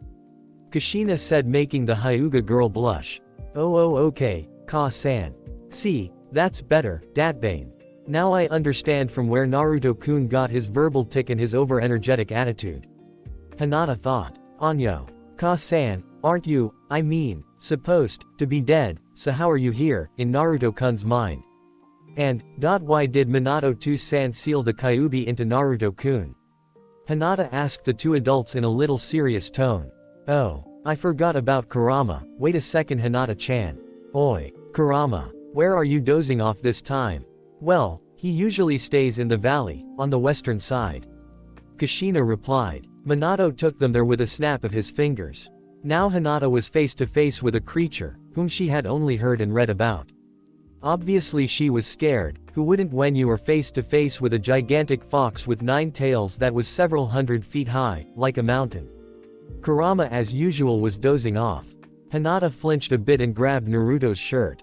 No need to fear him, Hinata-chan, he just looks scary, but in reality he is one big fluffy fuzzball. The comment somehow made Kurama wake up. The gigantic fox opened one eye and then let out a yawn. Oi brat, I am not fluffy. Kurama scowled. Yes you are. Naruto and Kushina shouted back at the same time. Kurama sighed. Upon seeing this kind of exchange of words between Naruto, his family and the 9-tailed fox, Hinata began to giggle. Hinata-chan, let me introduce to the laziest creature in existence, Kurama, the 9-tailed fox. You can also call him Fuzzy if you want. I told you not to use that nickname. Remind me as to why did I chose to help you. Because you are fond of me, Datbeo. Naruto replied, earning a sweat drop from the fox and then a sigh. And Kurama, this is Hinata-chan, my super awesome and super duper beautiful girlfriend. Hinata blushed heavily at such an introduction. Hello Kurama-san, nice to meet you. Kurama already knew what kind of a person Hinata was, but still she was the first person to show him such humble behavior. Such a respectful nice girl you are. Nice to meet you too, little vixen. Perhaps you should teach this Gaki some manners. Kurama replied with a grin. Naruto let out a little pout. So far, Hinata in a few minutes had learned a lot of things about her boyfriend. He was the son of the 4th Hokage and her mother's best friend. The 9-tailed fox didn't seem like the terrifying monster people made it out to be. She also thought with a chuckle that the fox would be best friends with Shikamaru if the two were introduced. Naruto agreed with that and jokingly told his father that maybe Shikamaru could have been a better Jinchuriki than he was. The Kyuubi and Naruto seemed to be on friendly terms with each other. Now I guess I should explain to little Hinata-chan about the reason for my sealing of Kurama into Naruto. Minato said and went on to give the Hyuga girl the same explanation that he gave Naruto earlier about the attack on Kushina during her childbirth, the masked man's threat of destroying the world, their deaths at the hands claws of Kurama, who was just released from the Mangekyo Sharingan-based Genjutsu and was in a rage. After completing the story, the Uzumaki family requested Hinata to not hold it against Kurama for killing Naruto's parents, as he was in a rage and was fighting for his freedom from being cruelly imprisoned by humans and then treated as a weapon. Hinata simply accepted all that and even extended her friendship to the fox as a gratitude for looking out for her love and always healing him, whenever he was injured. She also thanked Kurama for healing her after she was stabbed by Kabuto. Kushina also promised her to tell her stories about her mother and all the times they spent together the next time they get to chat. At the end, Hinata got another hug from her future mother-in-law and a tap in the head from her future father-in-law, who also said that he, like Naruto, believed that she will be a great shinobi in the future. The two lovers then bid goodnight to Naruto's parents and soon found themselves back in the hospital bed. Hinata simply continued holding her blonde boyfriend in her arms and caressing his spiky hair. It was really nice meeting them. Thanks for trusting me enough, Naruto-kun. She whispered. Hinata-chan, I want to be with you always and forever, how can I not trust you? Hinata got touched with that. She pulled Naruto upwards a bit, planted a loving kiss on his forehead and then slid him back into her chest. I hope I am not interrupting anything, Naruto-kun, Hinata-chan. The teens looked at the door to find the Sandaime Hokage looking at them with a grandfatherly smile on his face. They began to get up when Sarutobi raised his hand.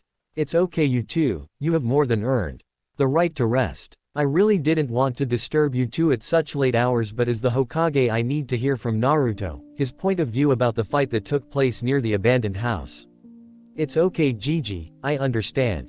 Naruto said, and then he recounted the events briefly and the fight. Sarutobi raised an eyebrow when Naruto revealed that he tapped into the Kyuubi's power to fight the Tsunajonin.